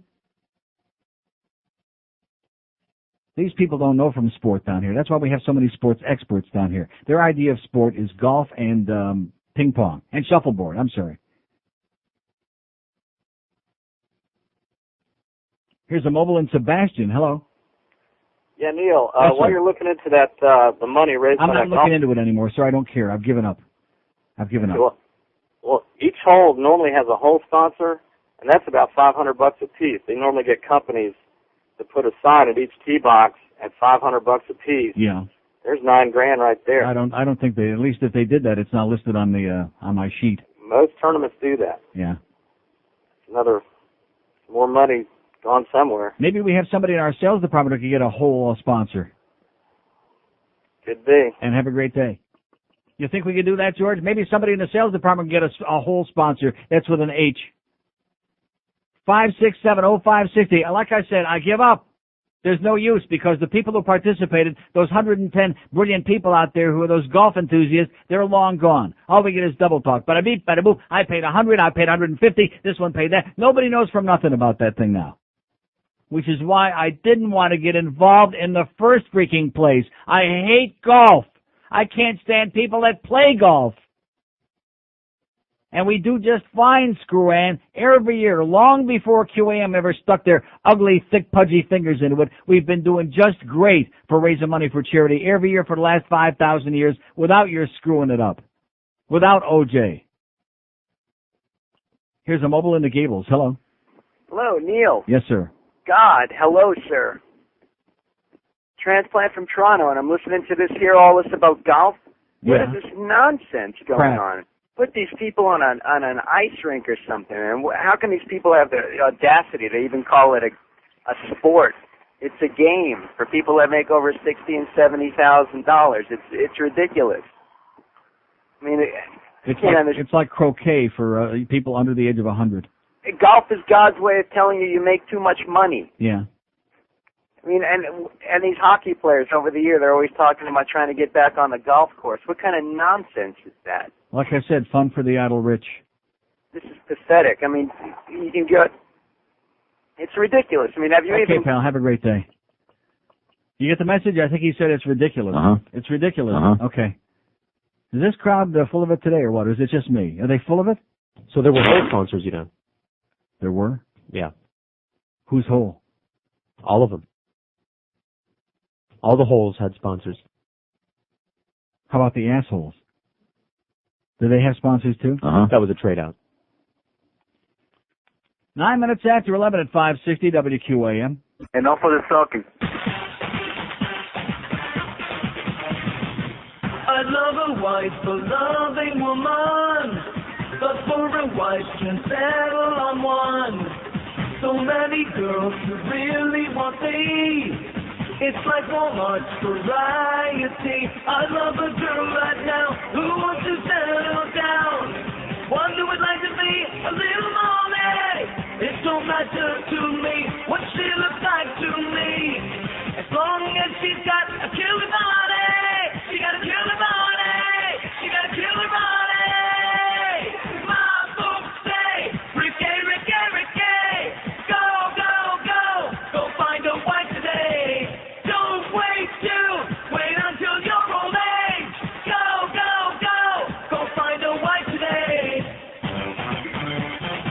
Where is Tom Stovan when we need him? You know, it's 11:14 at 560 WQAM. I apologize for playing that, but that's the way it goes. It was weak. Was that bad? Yeah. Awful, grotesque, horrendous. But we're under a lot of stress now because, in spite of the fact that I said I don't want to hear any more about this goddamn golf thing, we opened up the dike, so to speak, and now we just can't shut it. Yeah, can't you just envision certain people down on the second floor calling up sponsors and saying, wouldn't you like to sponsor my hole at our celebrity golf tournament? Yeah, come to find out, George had several calls off the air that they did have hole sponsors. That's with an H. And since there are 18 holes last time I checked on a golf course, doesn't that sound like 18 grand and $1,000 a pop to you? Wow. Does the word scam come into mind over and over again as we continue hearing about all of these things? I mean, even at a nominal fee, if there were 110 people who played and they only averaged $100 apiece to participate, which I'm sure nobody paid that little, that would be 11,100. Am I correct? Is my math correct? Yeah. So where do we get this ridiculous figure that the nephew handed me here yesterday as all of a sudden the heat is starting to come on about this fraudulent golf tournament? See, you have to wonder, why does a radio station insist on continuing to, even when the people that it's supposedly supporting, even when we say, we don't want nothing to do with it, forget about it. Not to mention, of course, the revenue that came in from the people who sponsored the golf tournament. Am I right about that? Amen. F&A. As they say in Tampa, buck and A. Here's a mobile in Miami. Hello. Mobile in Miami. Going once. Here's a mobile in Miami. Hello. Hey, Neil. Yes, sir. How you doing today? Okay. Hey, man, why you knock all the sports, man? What are you talking about, man? You got 4 pounds of mush in your mouth or what? Oh, man. I'm kissing your mama. Yeah, kiss this, and your mama to you too, okay, asshole? And my mama ain't your type, or you ain't her type. 567-0560, pound 560 on the AT&T wireless line. Another dumb Schwarzer. Here's a mobile in Sunrise. Hello. Neil. Yes, sir. How you doing? Okay. I just getting back to the golf thing. I know you don't want to hear it, but it is one of the most played sports when it's not raining. I don't care. Makes hey, no difference. not many people... Sir, let me say it again. Vanilla ice cream is the most eaten flavor in the world. It has no taste. But, you know, not too many people go out and play hockey on the weekend. It's expensive, too. Yeah. Just think of it. The rollerblades, the equipment. You got one point there is that... I'm talking about as a spectator sportser. Do you understand? You don't have to play hockey to watch it as a spectator sport. Hockey equipment's cheaper than golf clubs? Yeah. Yeah. All right, Neil, I love you, man. Okay, have a great day. He's saying like that. See, you cannot challenge their preconceived notions, don't you understand? Golf is a real manly thing. Don't you get that? Hockey's for pussies. Golf is a real manly, which is why they walk around with knickers on. I'm surprised they're not walking around with kilts on like the original Scotsman who invented the game. Maybe that'll be next. 567-0560. And, of course, when you're in Florida, that's the big deal, you know. You can play golf year-round. Isn't that exciting? You can play golf all year-round. Isn't that why you come to Florida? That's why I'm here. Here's Port Charlotte. Hello. Neil. Yes, sir. Speaking. Just want to thank you for turning me on to Bob and Tom. And a couple weeks back when this whole thing broke with the OJ thing, Yeah. They had mentioned you. I thought you'd get a kick out of that. Right. Bob did. Well, they love me and I love them. We have yeah. Because when he said, "Oh God, that's Neil Rogers' station," I bet he's having a fit. That's correct. But and I must agree with you. I am an avid golfer, but golf is not a sport. It's a game. And it's not a spectator sport. I mean, if you not at all. want to go out and whack it around, get a little exercise, and have a few beers with your buddies, that's one thing, okay? But to call it a spectator sport and to sit there breathlessly watching these guys. I'm sitting in the airport in Toronto on Sunday, and they got this crap on the TV set there, and I got and they're saying, "Oh, gee, he's using a 6-iron. He's a club short." You know, I'm thinking you're about 2 bricks short, man. Yeah, exactly. I mean, if I want a good nap, and I mean, I play golf. I like to play at least 2-3 times a week if I could. Yeah. But if I want a good nap on Sunday, I watch golf. I mean, you know, it's not a spectator sport. Yeah. So, have a good one. Okay, pal. Have a Love great you. day. See ya. Bye. 567-0560, and of course this whole thing with these golf tournaments, let me just tell you, beware, okay? All you people that want to raise money for charity, like the guy that called me yesterday, give me a song and a dance about all the great charitable things, that's okay if you're dealing with trustworthy people that are going to give you an accurate accounting of where the money is going. And maybe our good close personal friend will take that news back too, Bob, to move over the West Coast, about the accounting that goes on here, the creative accounting. And why it takes so long for the figurers to lie and the liars to figure, so they can finally get a few bucks over to Center One and try to salvage some face from this embarrassment, this disgrace. And you know something? The more that I'm thinking about this, the more I'm wondering about all those other thousands of dollars. You know what I'm talking about? I don't want to say any money went to a certain celebrity for showing up at that golf tournament, but if it comes to find out, if there's any way that we'll ever find that out, wouldn't that be something? Wow. Talk about having a gigantic egg on your puss. Maybe we'll have to wait for somebody to file their tax return and then go look at it. Oh, yeah. Yeah, I'm sure that'll be on its tax return. He's an honest man. Yeah, that's right. Never stole a freight train. Got a wicked slice is what they were saying out on the tournament. 567-0560, pound 560 on the AT&T line, 877-785, Neil on the Florida line, which in a couple of days should be the worldwide line, supposedly. That's what Bluff came in here this morning. He was all choked up about it. Is that line working yet? I said, no, he just went out of here sputtering and stammering. 877-785-6345 on our toll-free Florida line. Here's Miami. Hello. Hey, how you doing? Okay, sir. Golf, definitely not a spectator sport. Yeah. No doubt about it. I can't sit there and watch it. I go out and play it. Yeah. And the reason why I go out and play it is, one, it's the only hobby, and I stress hobby, that they deliver you beer while you're out on the course. They bring it right to you. Yeah. And you don't pay for it? No, well, you got to pay for it. Yeah. But you never see a hockey game where they break and just have a beer. Oh, sure they do. Where? They bring, if you have some of the places where you have club seats. Well, yeah, I mean, but oh yeah, they bring right to your table. And the other thing about golf that really truly sucks is this handicap thing. Yeah. You could be beating an old geezer's ass the whole day, and at the end of the day, he pulls out this card with his handicap, and all of a sudden he's got you by 2 strokes. Well, who cares? Yeah. And another thing is. In addition to which, my suggestion is don't play handicapped guys. Yeah. Okay. And another thing is, what was that quack woman talking about with her kid up in New York? I haven't got any idea. Something about the chicken soup and the chicken crap, and I don't know what else she was talking about. All right. Have a great day, pal. Thanks. She thought we'd be excited to know that her son picked the chicken soup. It sounds a little bit too Jewish to me, sweetheart, okay? Enjoy your kishki and get out of my face. And happy Sukkot, too, by the way. Like I said the other day, stop with the Jews and the Goyim and with all of these crazy things and just be people, okay? That's my message. D&H and just be people. And stop with being professional Cubans like George and professional Jews like the chicken soup lady and all this other crap, okay? We're tired of it. If you want to be a culinary Jew like I am and enjoy some good deli, even the Schwarzers like good deli. You don't have to be Jewish to like deli. Just ask George, he'll tell you. Love deli. Yeah, there you go. Stop calling me Goyim, professional kike. Spick. Horse meat lover. Falafel eater. No, you got the wrong Semite. Same thing. Here's a mobile in North Miami Beach. Hello. Hi, Neil. Yes, How sir. you doing? Okay. you're going to have a fundraising event, you might as well make it interesting, like midget tossing or something. Mm-hmm. Yeah. What about an event like midget tossing? Well, you want to participate? Oh, I could definitely throw a midget pretty far. Okay. Throw this. 567-0560, pound 560 on the AT&T wireless line. Here's Coral Springs. Hello.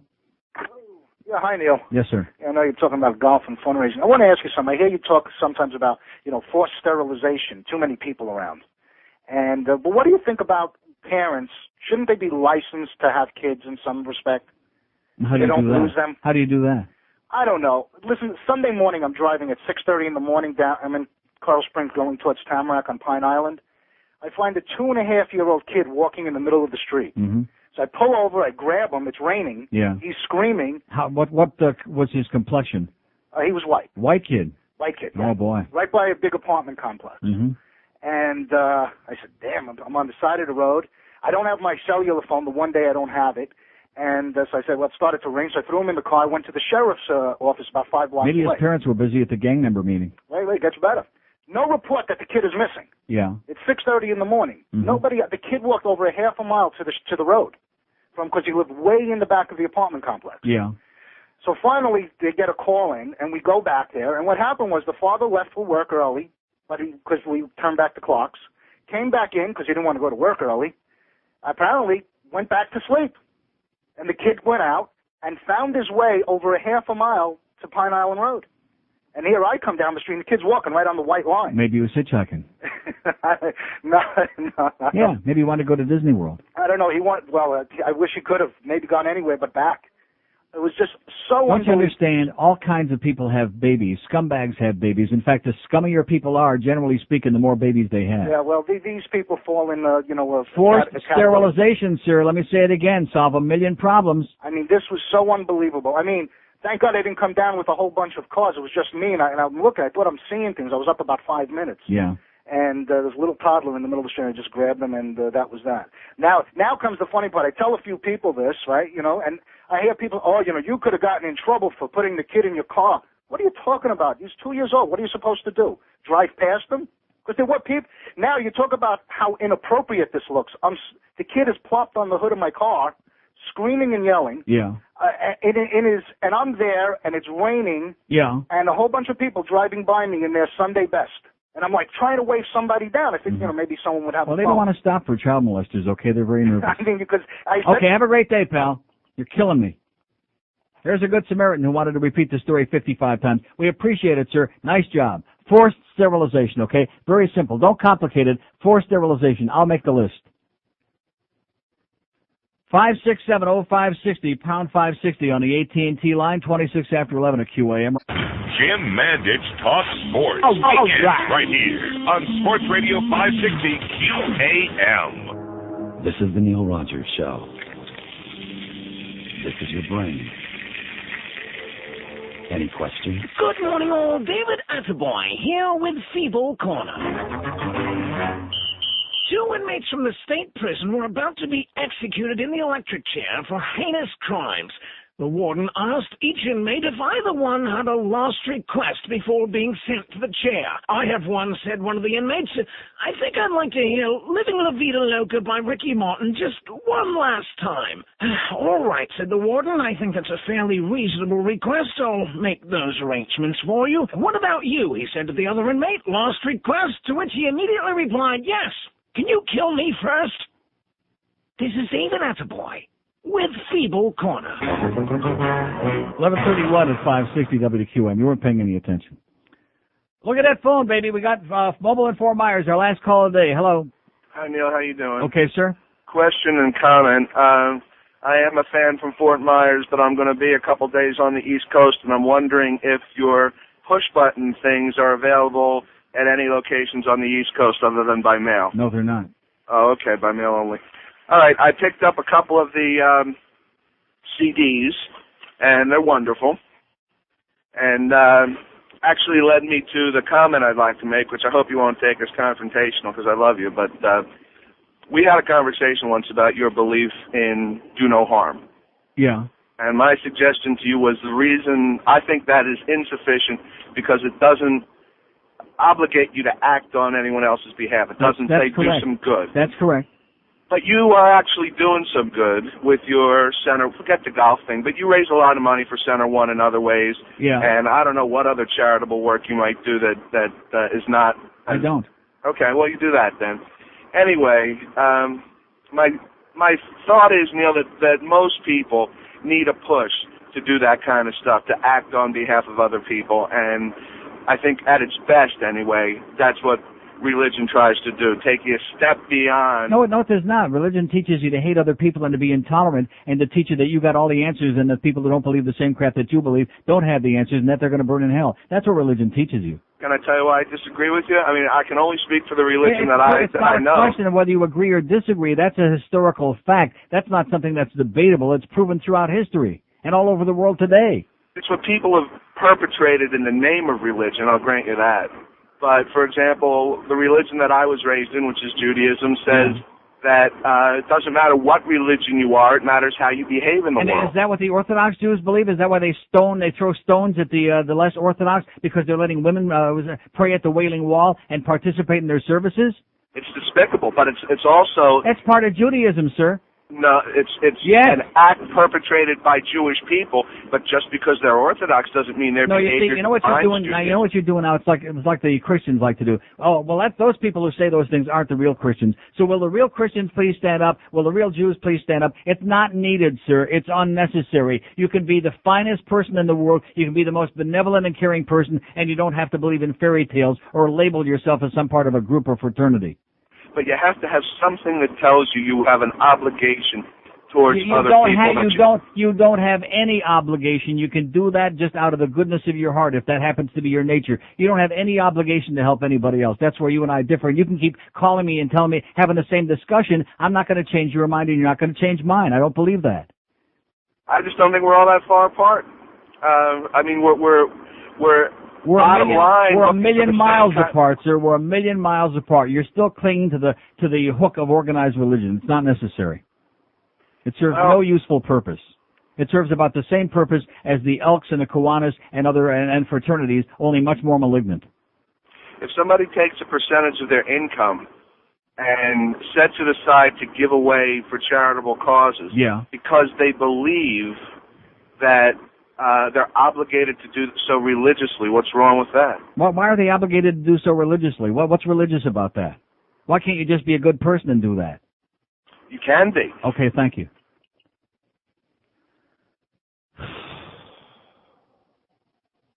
Look at this. One call on the board here today. One call now. In our great time of desperation and need. 567-0560. Pound 560 on the AT. See, everything is too simple. Things that make sense are too simple. You have to complicate them like this guy wants to do. He was born into something, therefore he's going to spend his entire life justifying that that's important to be a part of that he was born into. It's like the old saying about blood is thicker than water. Do you have any idea what a bunch of crap that is? Yeah. Oh, like your relatives are great and everybody else who isn't related to you, well, they're not so important. See, there's a saying that I like better. You can pick your friends, you can't pick your relatives. You can pick your nose, you can pick your rectum, but you can't pick your relatives. So anybody who believes that crap, that blood is thicker than water, that because just by lot, just by accident, you happen to be related to whoever it might be, that therefore that makes them more important to you, you must be a simpleton to believe that. Maybe it might be true, but on the other hand, maybe your relatives are a bunch of scumbags, or some of them, or all of them. See, it requires independent thinking, not because somebody once told you something when you were a little child, when you had a malleable mind that could be brainwashed and programmed. It requires independent thinking. Does this make any sense? Blood is thicker than water, my rectum, fat ass. Here's Miami. Hello. Hello, Neil. Yes, sir. Hello. I agree with everything you just said, absolutely. Anyway, this is sort of old. Most of my relatives you can have them, but anyway. This is sort of old topic. You remember last week you were talking about how Schwarzers don't tip? Yeah. Evidently the millionaire Schwarzers don't tip either because my girlfriend used to work for a restaurant bar called the Cowboys Cafe. Yeah. Which is in Texas, and it's owned by the Dallas Cowboys. It's right outside their training camp. Mm-hmm. and they encourage the players to go there, to help business. Well, she was telling me that they used to hate waiting on Emmett Smith and Alvin Harper and Leon Lett and all these black guys there because, none of them would tip. I mean, like Emmett Smith would tip like $2 on a $60 tab. Nice. So anyway, I'm out of material, man. Okay, thanks for the good news. Okay, so we come to the conclusion Spartans are crappy tippers, even if they're multimillionaires, okay? So don't use poverty as an excuse. It's just part of your thing. It's just part of your thing. It's like French Canadians. And that's another example of what I just said. If we could just be individuals and use a little bit of common sense and common decency, which does exist, by the way. Oh, and I'm reading all that stuff about, in that New York magazine I talked about yesterday about the black family that's suing the Harris and Klebold's for the shooting of their kid in Littleton, Colorado.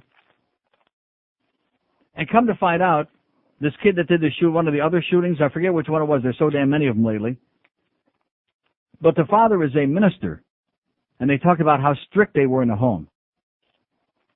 And how every time he did something, like a teacher reported that he had accessed the Playboy website on the internet at school. They didn't have any independent verification of it, but the teacher suspected that he did, as if that would be such a big, horrible deal. A kid's like 15 years old. And so naturally he was severely punished. Punish and punish and punish, and one day he finally blew a bunch of people's brains out. Not brought up in some kind of an atheist, godless family, but again brought up with that good old-time religion, which seems to be prevalent in almost every one of those stories, All these kids gone bad, not because religion was lacking in the family, but maybe because there was too much of it. Too little love and too much hate, too much intolerance. Although, as my father once said, love, it's just a word. There's no such thing. True story. That's the kind of family I grew up in. Oh, there's no such thing. It's just a word. Attaboy, Sal. 21 till noon at 560 WQAM. The sports leader. Sports Radio 560. QAM. Neil Rogers guy. 3 years ago, my IT guys told me there'd be two types of business soon. Those on the internet and those that weren't. I didn't want to be one of the latter. But then again, I didn't want to pay these IT guys their outrageous salaries. So I fired the two bastards. Next thing I know, these two guys put up a porno website featuring my own wife. They made millions and ruined me into bankruptcy. Hi, I'm Mark. And I'm Mike. We're the IT specialists. The moral of the story is, don't with technology specialists. Because in the new information world, we're kings. And I remember just who used to beat me up in high school. Thanks for listening. You've been warned. Bastards. 17 till noon at 560 WQM. 5670560. They got the breakers coming disease again today. Boy, these people are in a real panic, and it's Tuesday. It's not even Monday. 5670560, pound 560 on the AT&T line. And 1-877-785-NEIL. 877-785-6345 on the prestigious Florida line. Here's a mobile in Fort Lauderdale. Hello. Yeah, Neil. A question that maybe you were able to answer, that a lot of people aren't able to answer. What happened to closure with regard to the... closure? What happened to closure? Hopefully we never happen to hear of that word again is what happened to it. Well, what does that mean?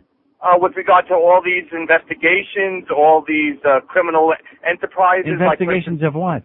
Like Senator Gutman, one count of 27 counts of Medicare fraud. I mean, why does things like that happen? How can there ever be closure when a guy doesn't... Closure for what? There's no closure in the justice system. They all cop a plea and they get off a real easy slap on the wrist, and that's closure. What do you mean by closure? You're living in like John Benet a cliche world, sir. Well, why is that? Because there's no such thing as closure. It's just another fancy smancy cliche that the media came up with that everybody likes to say now. There's no such thing in life as closure. Well, nothing has an ending. But it's like when somebody's kid gets killed and they interview the parents and we say, well, we're just looking to find closure in this now. How can there be closure when somebody kills your kid? Oh, I'm not disagreeing with you. I'm asking you where it is. Well, when you find it, let us know, okay? Where is it? Get a search party, pal. What are you doing out here? We're looking for closure. Oh, my God. See what I'm talking about? Independent thinking. Think for yourself. Not because it's a cliche that you heard somebody else use and because the media keeps saying it every 5 seconds. Because it's a politically correct, trendy cliche to use. Oh, we have to have closure. All my Tupperware has to have closure. How about that thing with all the sandwiches in it? Oh, by the way, those should be pretty good in the microwave after the show. Thanks again to my friend The what's it called, man? What was he from? Boar's Head. Oh, the Boar's Head, man. How could I forget that? Those great Boar's Head meats and cheeses for your Atkins diet, by the way. 5670560, pound 560 on the AT&T line, 877-785-NEIL on the Florida line. Here's a mobile in Jupiter. Hello. Hey, Neil God. Yes, sir. Hey, I wanted to tell you a couple things. Yes, you're absolutely right. Golf is not a spectator sport. It's a good thing to do with a bunch of guys if you want to go out and hit a ball and drink a few beers. Yeah, that's it. It's a pastime. It's a hobby. Oh, absolutely. It's something to do. It's like recreation. stamp collecting, only a little more athletic. Exactly. And also, as far as charities are concerned in golf tournaments, what I got to tell you is, number one, yeah, you don't go to a golf tournament for a charity. You want to make a donation, write them a check. Right. You know, anybody that goes there, is all they're doing is, like I said, they want to schmooze with the guys that used to be, and maybe that never was. And other than that, if you want to really be a donor, make out the check and make it anonymous and send it in. That's it. Okay. Yeah, this thing with the whole fees and with all this other crap. I mean, figure it $80 a piece. If there were 110 people who played the game and they only paid an average of 80, which I know is a very low figure and not accurate, that would be $8,800. So how does anybody, I could have easily looked at this and digested and accepted it without having the stuff come from our investors. See, I hate to break the news to you guys here inside the building, but we have investigative people who are looking at all of this stuff, and what they're finding is not a pretty picture. It's called a scam, and it's going to be very embarrassing and humiliating and degrading, even more than the OJ part of this crap. I mean, how can you do business and have absolutely no scruples, no principle whatsoever? How is that possible? Maybe that's a question that our good, close, personal friend in the other room, if he's still here, can take back, Bob DeMuth, and ask the Beasleys that question. How can you have so little scruples and so little principle and be as cheap and as conniving as they are and still dress like they do? That's the question. Still look like they just crawled out of a dumpster at 3 o'clock in the morning. 5670560, pound 560 on the AT&T line. Here's Fort Lauderdale. Hello. Hello, Neil. Yes? Two things. Firstly, golf is no more a sport than chess or dominoes. Right. Secondly, I've never disagreed with you before, but I have to now. I'm listening. Okay. As far as specifically the example of the Orthodox Jews that throw stones and they're no different from the others, will the real Jew please stand up? I've heard you, just to draw an analogy, I've heard you on the air before, separate yourself from the flamboyant, cross-dressing gays that participate in the pride parades. Yeah. So one can easily say, oh, come on, that's just something that gay people say. Well, the real gay... Exact same situation. No, it is not. Being gay isn't a belief or a membership in some kind of a group. This has nothing to do with that. This is a matter of not wanting to be represented by other members of whatever, whether it's a belief, whether it's a clique or a country club. Sir, I want to tell you something. If you don't believe that Jews are just as prejudiced as any other group of people, then you're living in la-la land, okay? You can't judge Jews you can't judge Judaism by its Jews. You can't. I'm not talking about Orthodox Jews. I'm talking about people who are members of the Jewish religion. We're just as prejudiced as Christians, as atheists, as anybody else. You're right. You know what? That's a human quality. That's not a religious quality. It's a very poor analogy that you draw. If you're gay, you were born that way. That has to do with your sexual orientation. It isn't a membership in some kind of a religious club or a sect or a fraternity. It's what you are. I agree with you, but that's not what the point I'm making. What I'm saying What is the point? People don't necessarily like to be represented. For instance, the players on the Miami Hurricanes who've never committed a crime don't necessarily like to be recognized as, the Hurricanes, for instance, because of the ones that do that. Do you see what I'm saying? So no. It's the same thing. People don't necessarily want to be judged by what does being a football player have to do with religion? I'm trying to draw an analogy that when you have and a group... it's not an apt analogy. The fact is you don't need religion to be a good person. Oh, I agree with you. I mean, the guy that you're referring to, his call, he's insisting to me that, doing all these wonderful things. First of all, there is no compulsion. I don't care what he's trying to tell me. There is no compulsion to do good deeds. If you want to do extra good things and go out of your way, that's fine. That's commendable. There is no compulsion. As long as you don't harm anybody, that should be good enough for anyone. You're right. You do not need religion to be a good person. There are many people that don't believe in God or any religion that are wonderful people. Yeah. However, the idea of religion is that it is supposed to be a systematic way of doing good. Whether people have perverted it and killed people in the name of systematic way of being. Is that why the Old Testament keeps telling Abraham to kill all these people? Is that why they were telling him to kill their children? Well, what are we talking about? You're right. You're right. And people, that's the religion. That's the religion that Jews believe in. The Old Testament. You want to know something interesting? Filled with sickness and hate and killing. I'll tell you. And go in there and kill all the Egyptians. I mean, what are we talking? And by the way, they never were in Egypt in the first place. But anyway. Yeah, I'll tell you something. Well, whatever. What I'm going to say, it's going to get into a much deeper aspect, and I know you don't want to do that on the show. Well, it's already very deep. I'm already grasping for oxygen. I'm about to bring up a Talmudic reference. Do you want that? No. Okay. Have a good day. Okay. Bye. A Talmudic reference. Yeah, you see, it doesn't make any difference, okay? Judaism is just as much of a bunch of fairy tales as Christianity. If I were to sit here and tell you otherwise, then I'd have no credibility. I'd be just like the religious people. Oh, well, this religion's okay. The other ones are the ones that are full of crap. God. Oh, I'm sorry. 567-0560, pound 560 on the AT&T wireless line. I realize it's so difficult. It's so difficult to pull yourself away from all the years of brainwashing and upbringing and things that you thought were so proper, even though you sat there and you mumbled a bunch of stuff that you had no idea what it meant. None. Where's my book, by the way? Oh, geez, I didn't bring it in here? Crap. I'll have to bring it in tomorrow. That's got all the answers, that little black book. Thank you, by the way, so much for bringing that to me, sweetheart. 567-0560, pound 560 on the AT&T wireless line. A world without religion would be a world on the verge of civilization, on the verge of decency, on the verge of mental freedom, on the verge of peace. And just like the thing I read yesterday about the Christians and the Hindus in India. And on the one hand, the Christians insist on going in there and trying to convert them, and on the other hand, the Hindus are making them an offer they can't refuse. Just like, it's kind of like the Inquisition in reverse. Now it's your turn. You know what we're saying? Yeah. How do you like that? A little taste of your own medicine, as the old saying goes. Here's a mobile in Pembroke Pines. Hello. Neil. Yes, sir. How you doing? Great.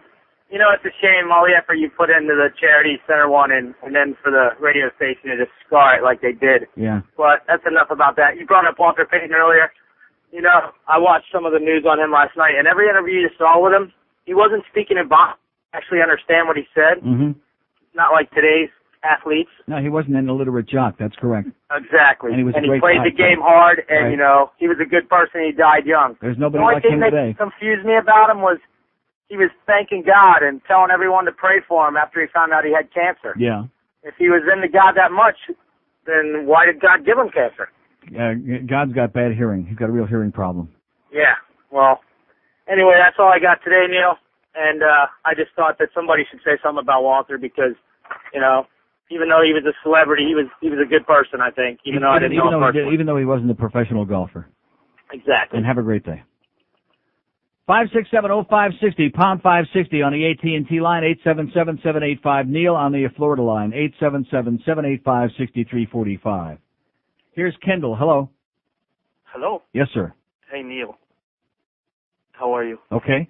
Good. I didn't think there could be anything more boring than playing golf. Yeah. Until one time I was flipping channels on the TV and I saw that they broadcast that on TV, and I said, that's it. You know, watching golf on TV, that probably beats playing golf as far as the most lifeless people in the world must watch golf on television. How anybody could sit there and watch that for more than 30 seconds just baffles me. I just can't believe that anybody could sit there and watch it, and they talk in the hushed tones, you know, and the gallery is following them around. I mean, what are we talking about? We're talking crazy people. Yeah, I don't understand, but I thought I had seen it all until I saw golf on TV. Well, I'm glad that you discovered it before it was too late. Yeah. Neil, one more thing. As far as religion and people converting, like you're there talking and you're not trying to necessarily change people's minds. Sure I am. And I'm trying to get people to open up their minds, to think a little bit, and to get away from the brainwashing. Sir? And what they, yes? what some of the religious people try to do is they try to, they have their own beliefs, and I have my own, and I keep it to myself, and I, yeah, right, thank you, and I'm okay with that. It's for me, but I don't understand why people try to go out and. Oh, the excuse always is, well, the good book tells us we got to spread the word. We got to go out and save it. But that's the excuse for intolerant people who want to twist your arm and make you an offer that you can't refuse. Yeah, Particularly the goyim. That's their favorite thing to do, is twist your arm and drag you across the street, whether you wanted to go there in the first place or not. I don't know why. See, if I'm going to burn in hell, I have no problem with that, okay? Just let me go and find out how bad it is, okay? Right, that's it. I mean, Right. they should let you have your If I freedom want to that stick way. my finger on the stove, let me do it, and then I'll decide whether it was a good idea or not. Right. Well, if there was, if golf was a sport, I have an idea of something that could be a sport, but I'm not going to take you there, but at least one Sweatmore. Anyway, thanks, Neil. Bye-bye. Okay. What? Anybody know what he's talking about? No. No. Boy, have I learned a lot this morning, huh? Especially about those hole fees. I bet you if they had a hole fee at Kathy Willett's house. 5670560, pound 560. Well, you're not into golf. You don't understand that stuff. You're into that important stuff. Oh, by the way, we apologize for whatever George said yesterday about, what's his name, that Greg Moore that died? The kart racer. He didn't say anything. So all your friends... See, Joe's sitting there in the other room now, like, I don't want to say anything. I just got calls. From assholes. From people George who didn't had say heard. anything. He didn't know who the guy was, and neither did I. Well, you know that George can be occasionally insensitive towards the deaths of people. Never. Well, maybe once. It's 3 minutes before noon at 5:60. I mean, I don't care. It's tragic when anybody dies. The guy was 24 years old, and he was a Canadian guy. Might have been a pretty good guy, eh? He's dead. People die every day. People die. I'm upset that Walter Payton died. Walter Payton was great. Great. I loved Walter Payton. He was sensational and a good guy. That bothers me. If Greg Moore dying bothers you and your friends, we're sorry for it. We'll pray for you. Tim Pocamper talks sports. Weekends right here on Sports Radio 560 QAM. WQAM, Miami, Fort Lauderdale.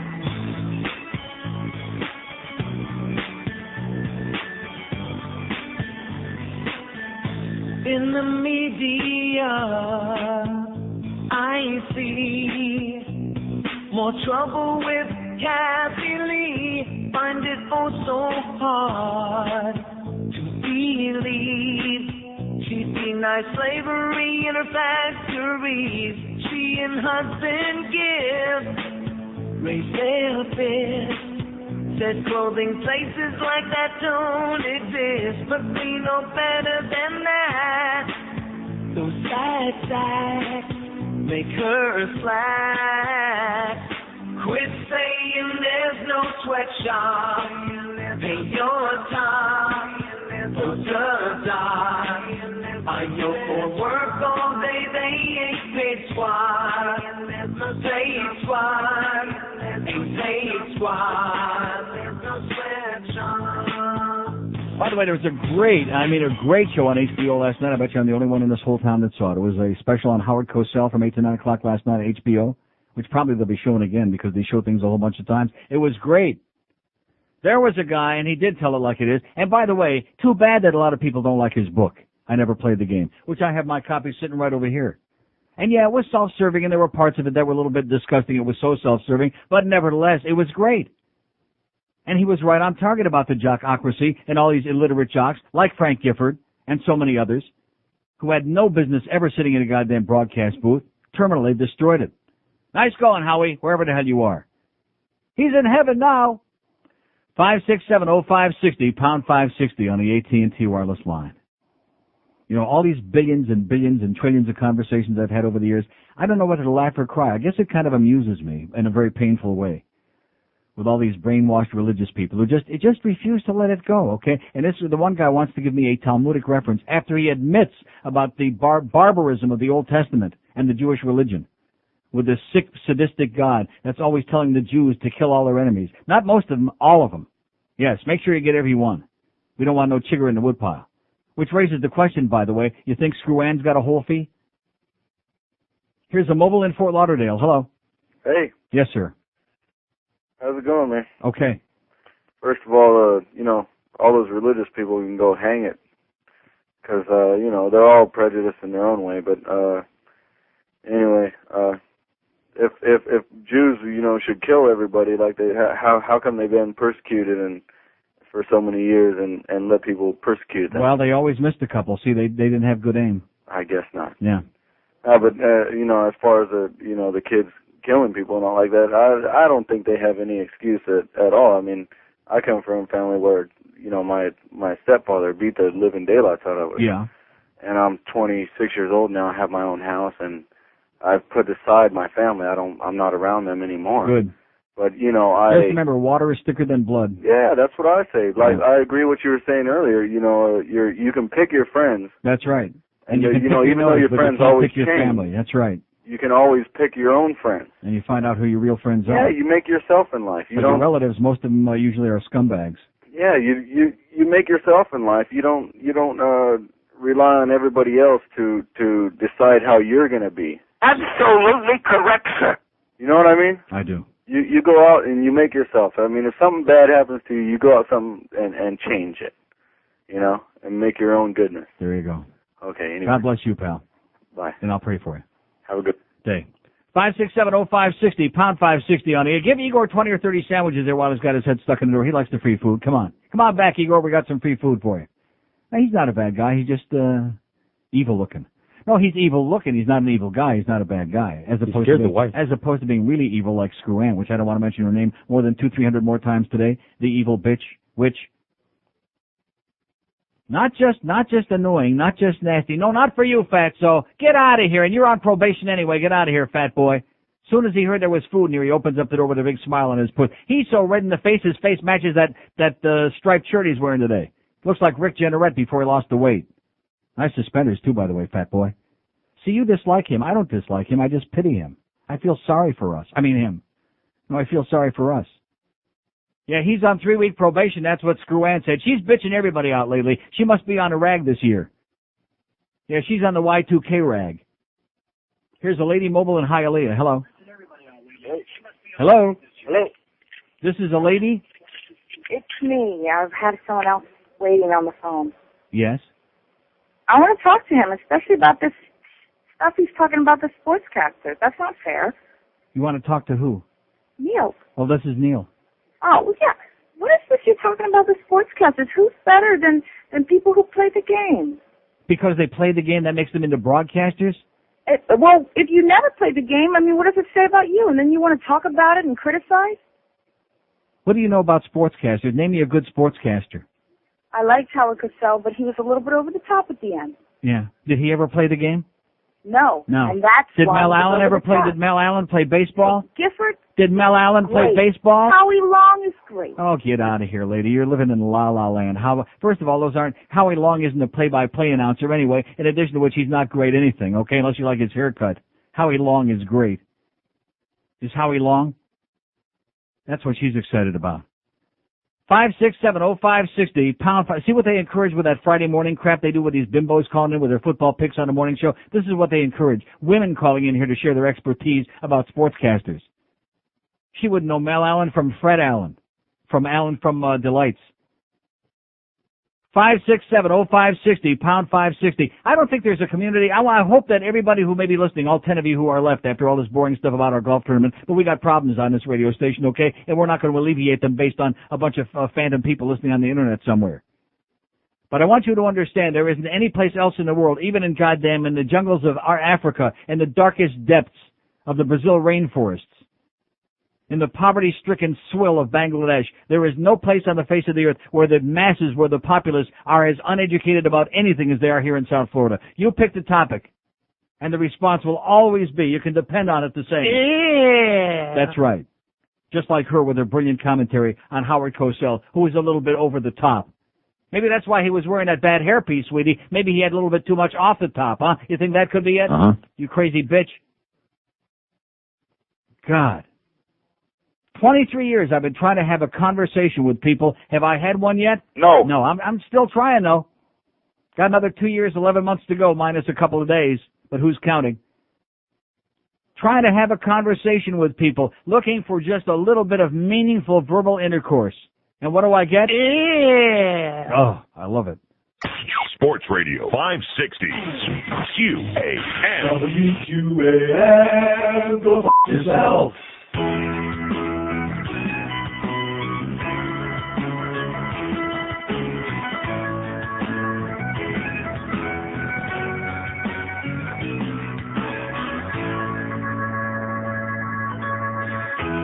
Dan Quayle is done, dropping out before he begun. Won't get to be president. He lost in every poll. He had to go. He couldn't even spell potato. Dan's a dumb guy with good intent. He was lucky to be vice president. Quayle is out of the race. Quayle is out of his mind. You know that it was about time. In the polls he can't see where Bush is. He's that far behind. Don't care what you say. Don't care what you do.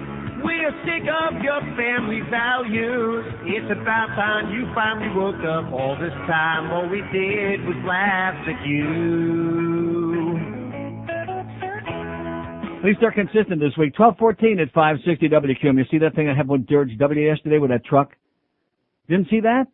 Oh, yeah, he had to dive out of the way. That little truck lost control and all that crap. Yeah.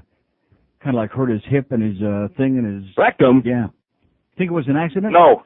5670560, pound 560 on the AT&T wireless line. Here's Homestead. Hello. Oh, Neil? Yes, sir. Hey, yeah, a couple comments. One, religion, the other one. I saw that on that Cosell thing last night. It was tremendous. I thought it was great. It was super. It definitely highlighted his career and told all sides of it. You know, it was really, in-depth and gave an insightful look at the guy. I mean, I don't usually watch HBO, but I saw a promo for it yesterday morning, and I want to make sure. I didn't think it was going to be that good. I just caught it by accident, and I just sat because I went through the whole thing in Monday Night Football when it began. All I can say is, God, I wish he was back. I'd like to hear him comment on what he thinks of these, like that bitch right there over the top.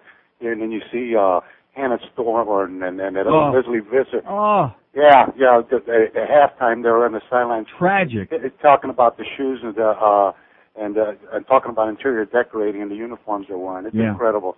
But another subject too, as far as religion goes, I'm a born and raised Catholic, and I can tell you, like that one caller back that told you about that religion teaches. Yeah, but it also gives you an excuse to go and be the hypocrisy that it is. Because that's all religion to me is. It's just, it's a scam. Brokaw with his fleecing of America, they ought to do that. These people, especially these ministers, they go and what was that say? That one prosecutor in Tampa when they trading in the prayer book for the bank book, Mm-hmm. And as far as religion goes, he can do no harm is the better. There you go. Well, you got it, pal. PNH. And in closing, a humble request for either Father Knows Best or that other one you had a commercial on Jesus Cheetos of Nazareth. Okay, you got it. Appreciate it. Okay. Have a good one, Neil. Fritos of Nazareth, you got it. Yeah, so do no harm. I see the problem. I knew it at the time. DNH, it's just too simple. Just too simple for people who don't like things simple. It's got to be complicated. It's got to be a whole big mumbo jumbo and a big song to dance and a whole big prayer book and, the angels on the head of the pin and the Lord is up there in the sky and the kingdom and the devil with a pitchfork and all these other silly, ridiculous things that a 3-year-old unbrainwashed child would laugh at and say, you crapping me or what, mister? Of course, how many 3-year-old unbrainwashed children do we have? Because by that time they're already, just like Hitler said, get them while they're young. Just like Father O'Toole said, get them while they're 5670560, pound 560 on the AT&T wireless line. Keep banging away and banging away and banging away, and yet we have these people out there who just resist because they can't deal with the truth. They're emotional cripples. Like that great analogy I draw of life. Human life is just like the life of a microcosm of our life is the life of a rose or any kind of a flower. And they plant the seed, and you watch it sprout and grow, and, it blooms to its full beauty, and then it starts aging, and it starts wilting a little bit, and then it finally withers away, and the leaves fall off, and it dies. And I have people who call this show and say, oh, that's not a good analogy, that's ridiculous. It is. It is. I think it's a perfect analogy. You're born, you age to a certain point. When you get to be, about 18, 20 years old, and you start dying. Oh, you can't say that. Well, it's not my opinion. It's the truth. It's science. You can't fight Mother Nature, baby. That's nature. It's not some sadistic God who invented something grotesque like that. Because basically... Exactly, that's right. We're all dying over here. So you make the best of it. You do no harm. If you want to do a little bit of good, that's great too. We'll throw you in a bonus when they stick you in the box. Just like Muhammad Ali asked at Howard's funeral, I wonder if he's got his piece on in there. Maybe we ought to open the box and see if he still got his piece on. Or did he say peace on Howard? Something like that. 5-6, that Billy Crystal, by the way, was great on that show last night. 567-0560, pound 560. And I don't even like Billy Crystal that much anymore. You know, he's kind of like a Robin Williams to me. A little overexposed, shall we say. Here's Fort Myers. Hello. Hello. Yes, sir. Neil God. Speaking. Listen, I'm not a believer, but I think I found God. Yeah. I'm going to tell you what happened. You know the hurricane that just missed Miami? Yes, sir. Well, we live over here in Fort Misery. And all those people came over here to get out of that hurricane way. Uh-huh. We went from Fort Misery to Fort Miserable. Yeah. They drove like idiots over here, and I says, there's got to be a God that pays these people back. Mm-hmm. They came over here, it was a mess. So anyway, we finally had another hurricane started over towards Fort Myers, and I says, Neil, if you're God, would you please help us out? Neil, you answered my prayers. There you go. The hurricane missed us and went over to Miami, and I says, you know what? There is a God. And I wasn't even here. I beat it. I was out of town. You did a beautiful job. That's because you went out of town to get out of the way because you said, I will help you people out in Fort Myers. There you go. And that's why we call it Fort Misery over here. God bless you, my child. I thank you, Neil. And I'll pray for you. Okay. Neil, God! Oh, I like the way that sounded on that line, by the way. That was special. Get goosebumps. 567-0560, pound 560. Yeah, it's getting a little warm in here, plus the 85 medianoches that we ate this morning from our good friend, Boar's Head Man, that brought the food in for the morning team, for the worst team. That was too much of a bunch of pussies to leave it in the control room, so we had to bring it in here. Good thing. Yeah, that's right. Good thing, because we got about 600 sandwiches left. We don't want Bob DeMuth going over there and ratting on them in Naples, over there at the Beasley headquarters, that the morning team had a bunch of sandwiches. They had food in the control room.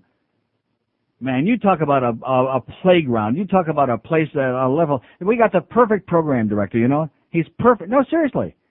He's perfect in every way. The maturity level of him, I mean, just the way he operates with these little schedules, you know.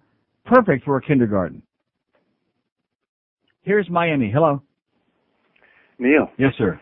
I wanted to reference you something you said earlier. It was a comment your dad made to you saying that love was just a word. Yes. I wanted to say that's what compelled me to call, and I think it really sucks. I'm an only child, and my parents are fantastic. They don't cram anything down my throat. You're the best, and that's all my material. Okay, God bless you, sir. Thanks. Pray for both of us. Okay, I will. I do. That's what Nick and Jeff say on 98 Degrees. I do. I have a great talk up to that record, but it would be embarrassing to do it on the air.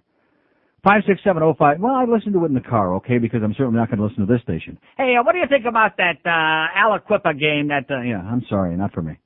5670560, pound 560, and of course 877-785-NEIL. That line by the end of the week is supposed to be nationwide. Anybody believe that? Huh? Nationwide. Supposedly toll free. That's what Greg Reed said, and of course we know he don't tell tales. You know what I'm saying? 877-785-NEIL. We got Hank speaking to him at Cool City today at 2 o'clock. Were we speaking to him? No. Well, nevertheless. Oh, that gambling call I was talking about. Oh, God. I'm telling you gambling callers, you're going to be the death of the sports shows on this station. I'm telling you that right now. If you just would stop for a month, just give it up till the end of the year. Maybe we can make it bounce back a little bit on these sports shows. The Bookster will be here from 6 to 10, 4 full hours of fat. And then we got Ed Kaplan at 10 with a real gambling show. Here's Hollywood. Hello. Hollywood. Hello. Yes, sir. Neil, how are you, Great. man? Long time listener, only been living here 5 years, and I know your main reason for living here is just so you can go to Mom on Tuesdays to have lunch. No, my main reason for living here is so I can get a fat check on the 10th and the 25th. Yeah, but with your talent, sir, you could syndicate your show from Vegas or any city you wanted to go. Yeah, that's true. Why do you let us stay here then? That's a good question. I'm going to have to work on that. Man, I tell you, you spread a lot of sunshine around. Yeah. And we appreciate it, but God, I know you really tear these people a new a-hole every day. Yeah, and they deserve it. Well, in some cases they do. Some of them get a little flustered when they talk to you. But certainly, sir, you could do your show from any place in this contiguous 48 states. Mm-hmm. Maybe even the contiguous 48 states, too. Yeah, right. Right. Hey, listen, buddy. Yeah. Keep it up. Okay, pal. Okay. I'll see you in Vegas. Okay. Okay, sounds good to me. We're going to be doing a show from Vegas starting on Thursday. We need a day to travel, so I won't be here tomorrow. Sounds good to me. Oh! We'll do the show from Vegas for a couple of weeks. Then when it warms up in Toronto, we'll go back and do the show up there. Oh! We're going to be doing a show in the summertime from Amsterdam. Oh! Yeah, let's build a studio right in the middle of the red light district. Sounds good to me. You'll hear the bells from the old church clanging in the background. At least it'll sound like bells. I guess you say pealing in the background. You don't say bells are clanging. That's like a real klutzy way. You know, that would be like saying contiguous.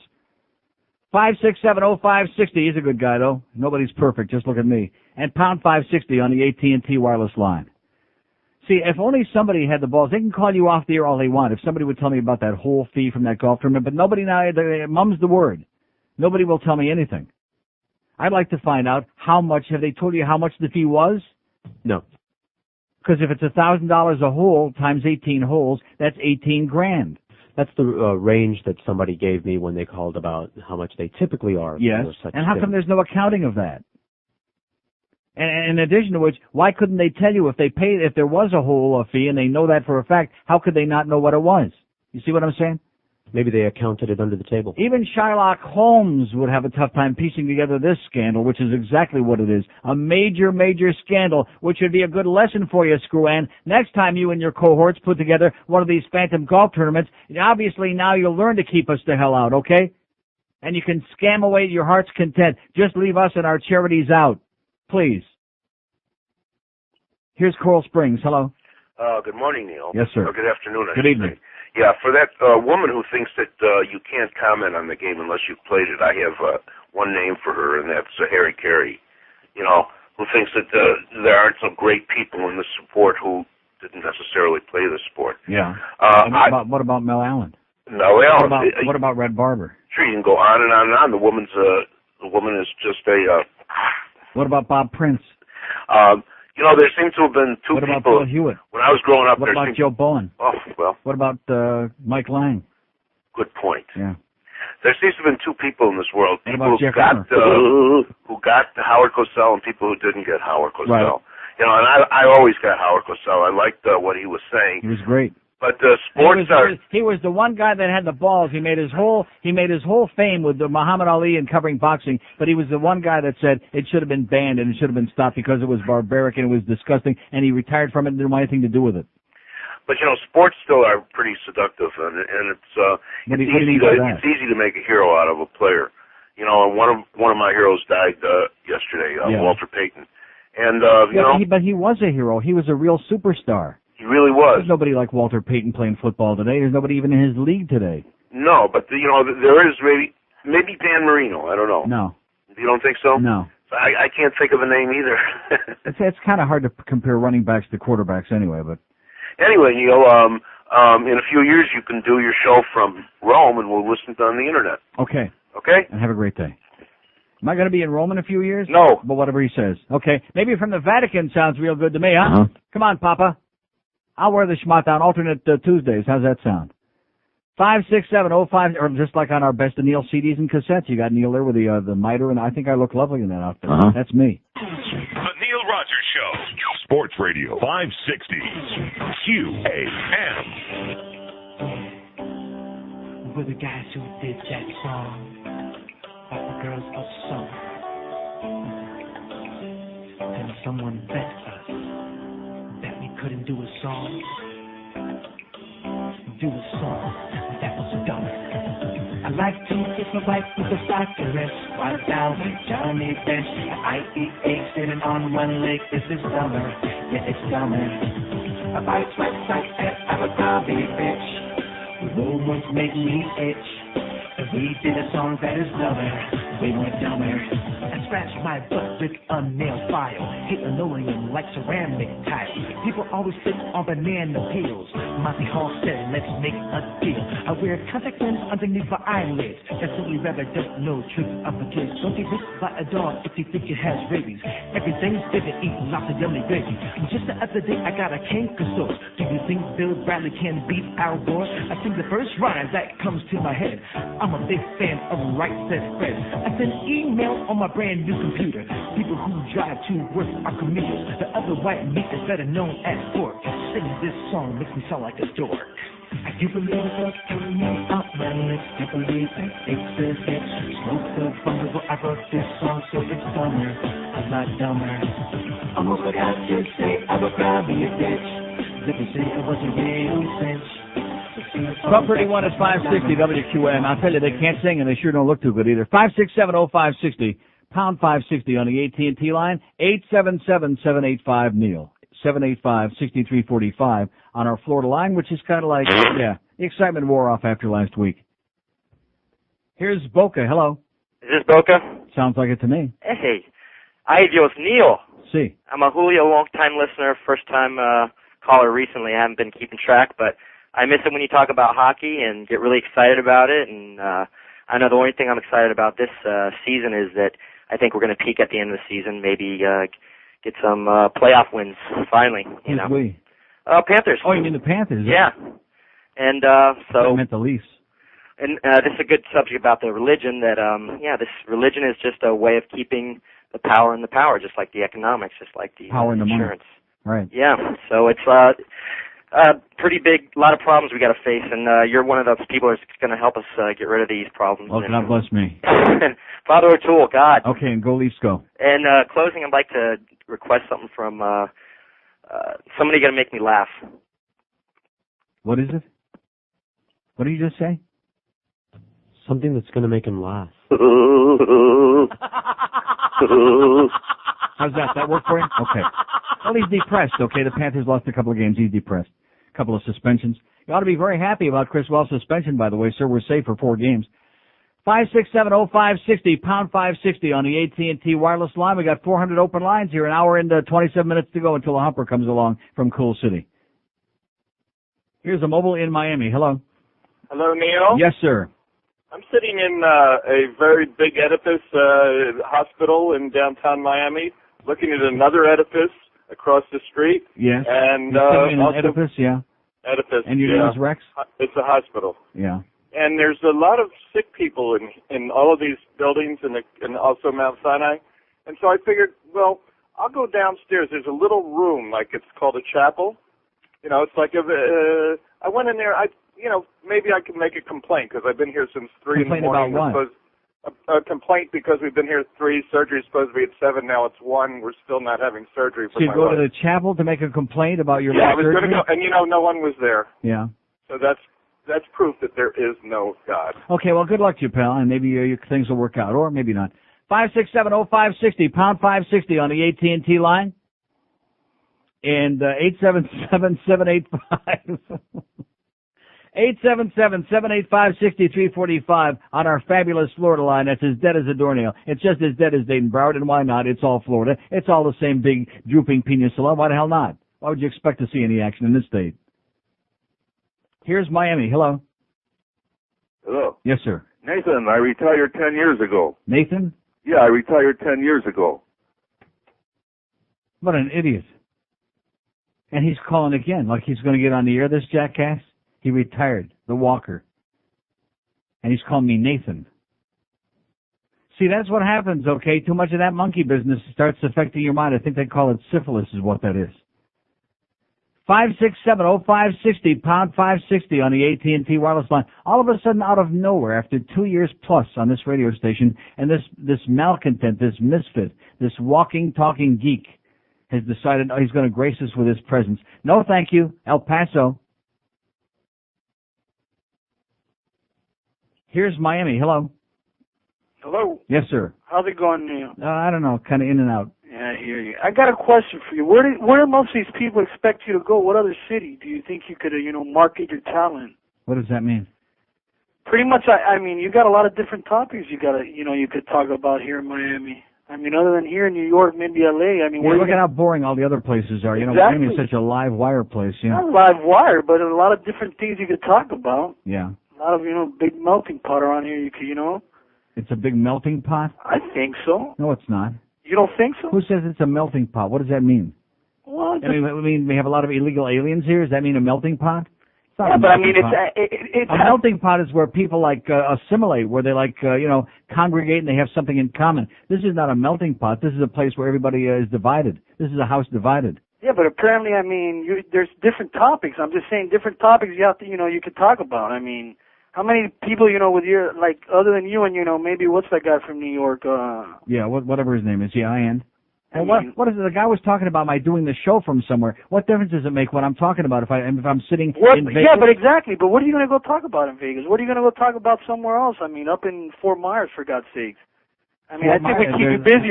Heavy duty stuff going on in Fort Myers, man. We keep your mind busy around here, I think. Yeah, obviously. Okay, thanks, pal. Thanks for keeping my mind busy. Thanks a lot. I think he's nervous that he's going to lose me. Is that what it is? Terrified.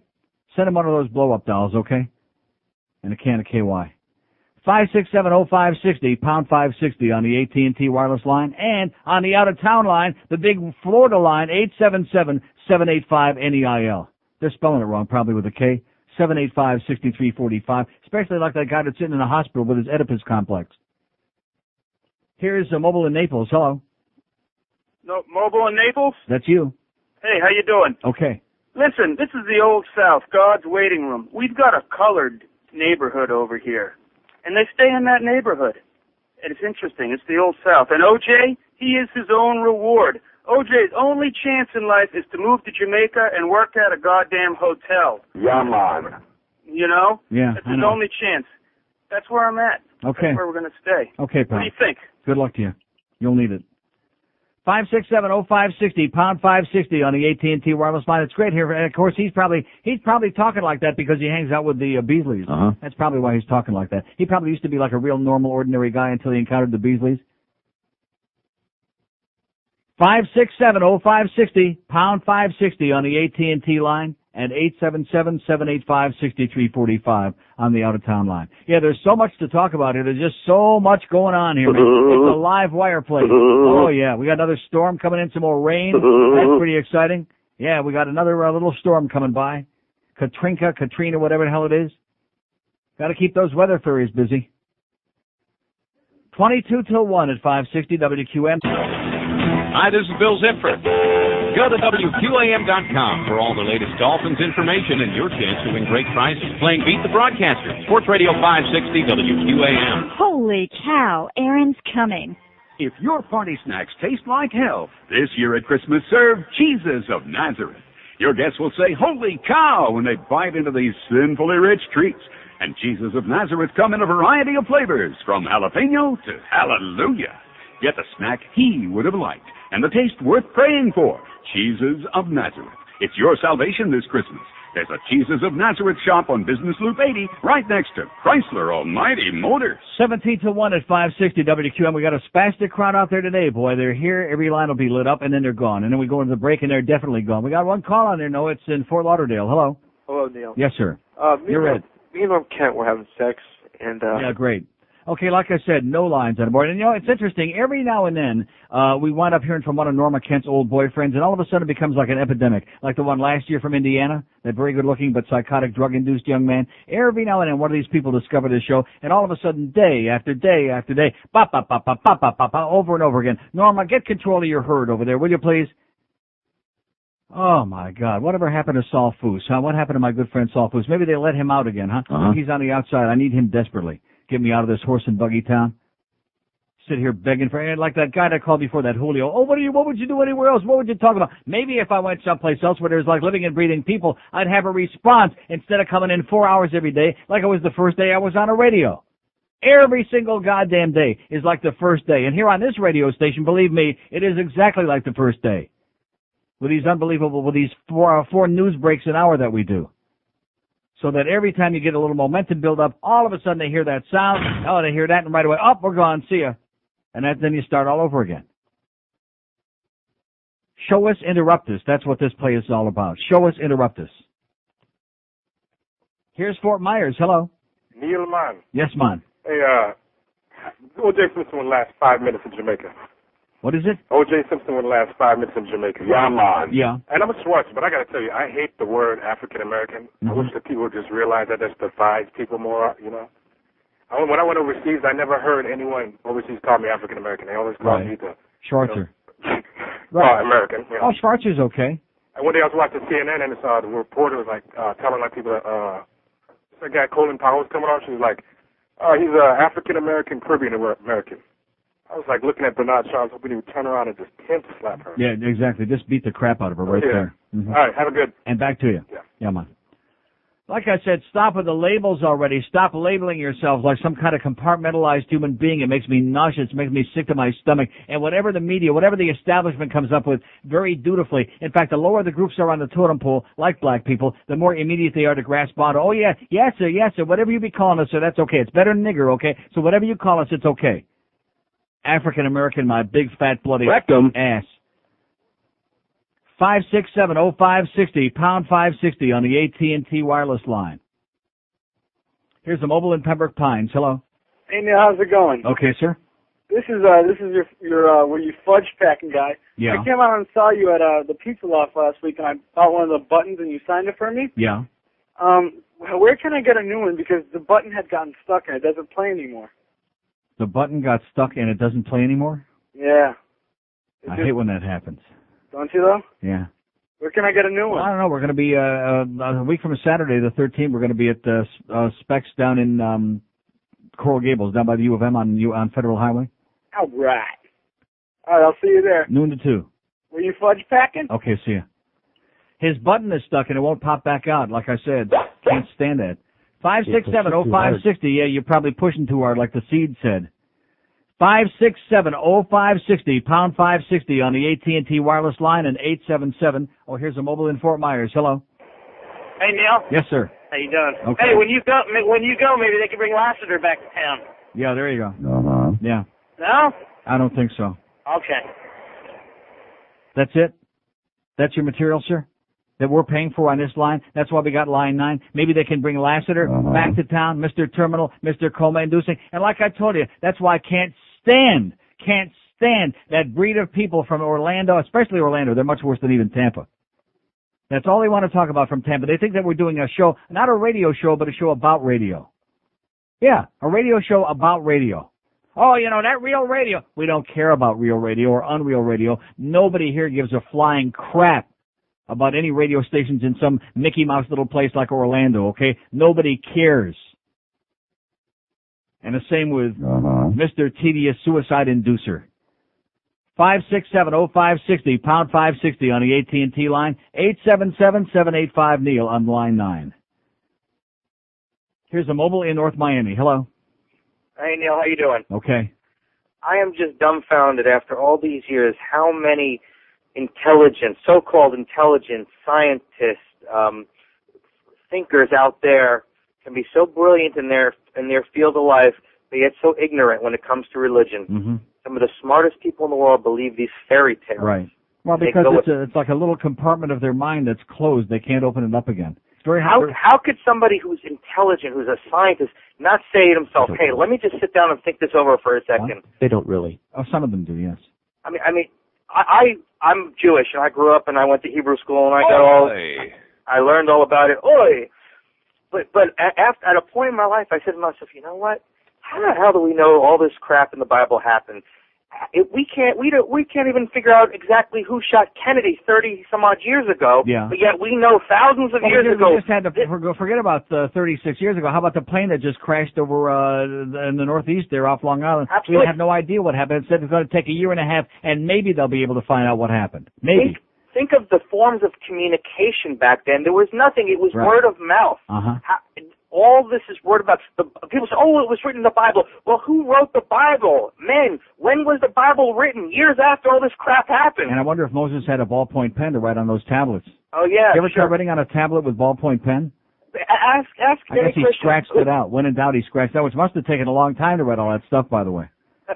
Yeah. Ask any Christian who wrote the Bible. They can't tell you. Yeah. Supposedly it was written many years after Jesus' death. Now, if Jesus happened, who knows? But how could you base your life on something? On something that was written 90 years after he died? How could you base your life on a theory? By people who never met him, yeah. You know, I look at it like I look at some of these religious Jews that are walking around with these big coats and the payas and stuff like that. And they're going to go through life dressed like that. That doesn't make you wish you had the right guard concession in their neighborhood, though? Yeah. Like I said, pal, have a great day. Hasta la vista. And I'll pray for you. Bye-bye. Okay. Israel's history disputed. Yeah, it's time for this. Excavations debunk biblical conquest stories, archaeologist says. Jerusalem, 70 years of excavations debunked the Bible stories often used to justify Israel's historic right to the land. A leading Israeli archaeologist says Zev Herzog has caused a stir here with an essay arguing that the united monarchy of David and Solomon, described in the Bible as the height of military, political, and economic power of the people of Israel, was at most a small tribal kingdom.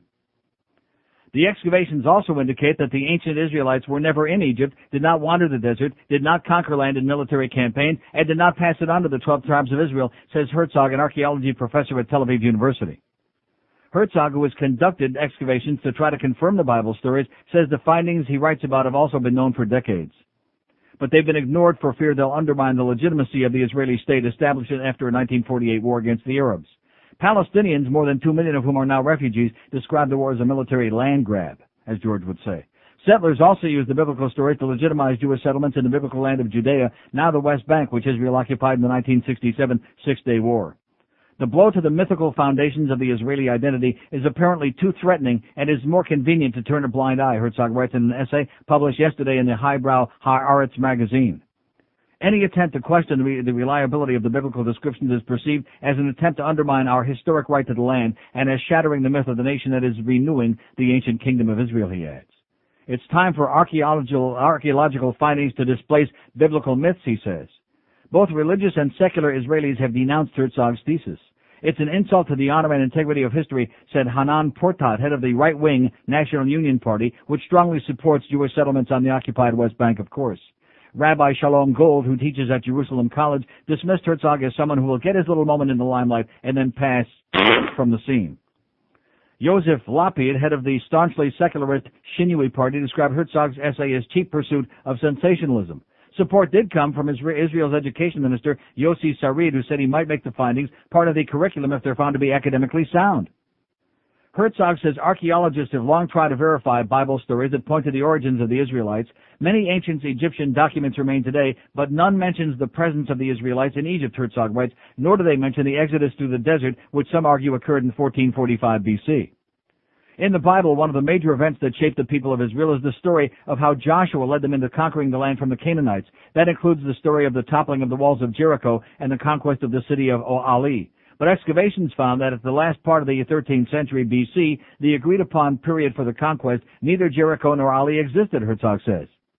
There is no factual basis for the biblical story about the conquest by Israelite tribes in a military campaign led by Joshua, he writes, adding that Palestine was under Egyptian rule until the middle of the 12th century BC. So who then were the Israelites, Herzog asks? The name Israel is mentioned in a single Egyptian document and refers to an ethnic group of farmers who worked the land and raised sheep in a small settlement. You come a long way, baby. From sheep farmers. But they sure were friendly. Excavations in Jerusalem, I wonder if they were circumcised. Excavations in Jerusalem over the past century and a half have tried to find evidence of the mighty unified monarchy of David and Solomon described in the Bible. The findings indicate the monarchs were the rulers of tribal kingdoms that controlled small areas, Herzog says. How do you like that? Huh? Just another bunch of bubble-mices from the Bible. Fairy tales. 5670560, pound 560 on the AT&T line, 877-785-NEIL, 785-6345. Here's Miami. Hello. Hello, Neil. Yes, sir. Hey, the Carnival Cruise Greek night, is that a real thing or a joke? I beg your pardon? A commercial about Carnival Cruise Greek I don't know. night. Call them up and find out. I don't know. Here's Miami. Hello. Hello, Neil. Yes, sir. I like to, this is the first time that I call you. I've listened to you all the time. But why don't you say the telephone number a little bit slower? Yeah. Because it's going a little bit fast Okay. all the time. Okay? 5, 6. No, not for me. I already got it. I mean, 7. whenever you say it so quick. Well, I mean, for everybody else, I'll give it much more slowly. 5, 6, 7. Oh! 5, 6. Oh! Okay. I like your program a lot. Yes. And basically, you should talk more about Dade County. Meaning what? Meaning... You like my program a lot, but now you want to tell me what I should talk about? No, talk about anything, but let's give a little bit push on the things about Dade County. Like what? What is there to talk about besides corruption and banana boat people? What else is there to say? What can be done about that? Nothing. Nothing? No. This is a radio show. I don't have the answers to the problems of mankind, sir. I wish I did. I wish I had a magic wand to wave. Okay, Neil. Thank you. And God bless you. I'll pray for Dade County, okay, sir? Okay, bye-bye. Okay, right now. Baruch atah Adonai. Beret Pri, Dade County. 5670560, pound 560 on the AT&T. Yeah, I should talk more about Dade County. You think I should talk? No. I don't. Most of us have written Dade County off, although we will be at the Specs on US 1, right by there in the Gables, that is, right by U of M. Noon to 2 on Saturday, November 13, like I said, lucky 13 for Center 1. And no, OJ will not be there. And neither will Screw Ann, by the way, if we can help it. She's not permitted. We don't want to see her ugly ass or the rest of her. Just unbelievable, unconscionable, the kinds of things that go on in this place. There are no words to describe the way I feel about this excuse for a place of business. 12:55 at 560 WQAM.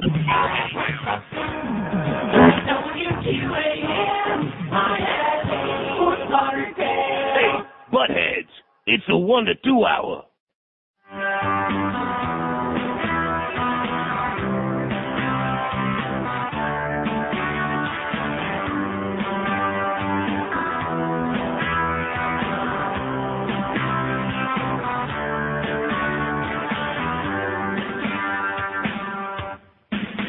Well, where, oh, where can that Twinkie be? Said Miss Monica Lewinsky. I got to reach it, but it's fallen too far. Probably what she was doing when she flipped her car. Well, she banged her head on the steering wheel. Not the usual way we feel. Sign on the road says straight ahead. Rest stop was near, she would soon be fed. Gave it some gas and swerved to the right, heading for the fast food light. She lost control, the car it flew, and landed next to the drive-thru. Yeah. Well, poor old Monica Lewinsky crashed her car 'cause she was hungry. But she's in luck, her career's not dead. Her mouth did not get injured, she can still give head. Were you fudge packing? 102 at 560 WQM. It's our big, gigantic, fat, smelly 1 to 2 hour today. We got Hank Goldberg from Cool City at 2. We got the Bookster, speaking of big and fat, 6 to 10. And we got Ed Kaplan with the Professional GA Show, 10 o'clock tonight. 5670560, pound 5, oh, I'm sorry, 567, oh, 56, oh, pound 56, oh, on the AT&T line. And out of town, it's 877. See, I can't give them slow. I just can't slow down. 785 NEIL. And we ought to talk more about Dade County. What do you think? Huh? No. Okay. I don't want to talk about Dade County. I don't want to live in Dade County. In fact, preferably I wouldn't want to work in Dade County. We're just under the county line, close enough that I can throw the change to my good friend Sylvia at the toll booth there and say, have a great day, Sylvia. 5670560, pound 560 on the AT&T line. Here's Tallahassee. Hello. Yeah, Neil, I like your new 877 number. It's pretty cool. Yeah, it is. I think it's a good time. I saw that movie Stigmata, and that's talking about the abuse of power in the church and keeping the masses in the dark about findings and mumbo jumbo saying, okay, yeah, the blood of Christ, Mary crying, the shroud. Does that do it for you? The blood of Christ. Oh. What type was he? O negative or something? Or? We'll have to check it out. I wonder if he had any weed in his. That's the power of Christ compels you. Yeah. Yeah, enough talking about Broward County. We can talk about the whole damn country if we'd like to. In fact, if we could just impose a whole tax or a whole fee like they did that golf tournament, they'd probably all retire tomorrow. Yeah, I think if the Vatican could do anything, they'd get OJ to play in a golf tournament too. If anyone can walk on water, he can. Yeah. Okay, pal. In closing, I'd like to name the whole Vatican a douchebag. Thanks a lot.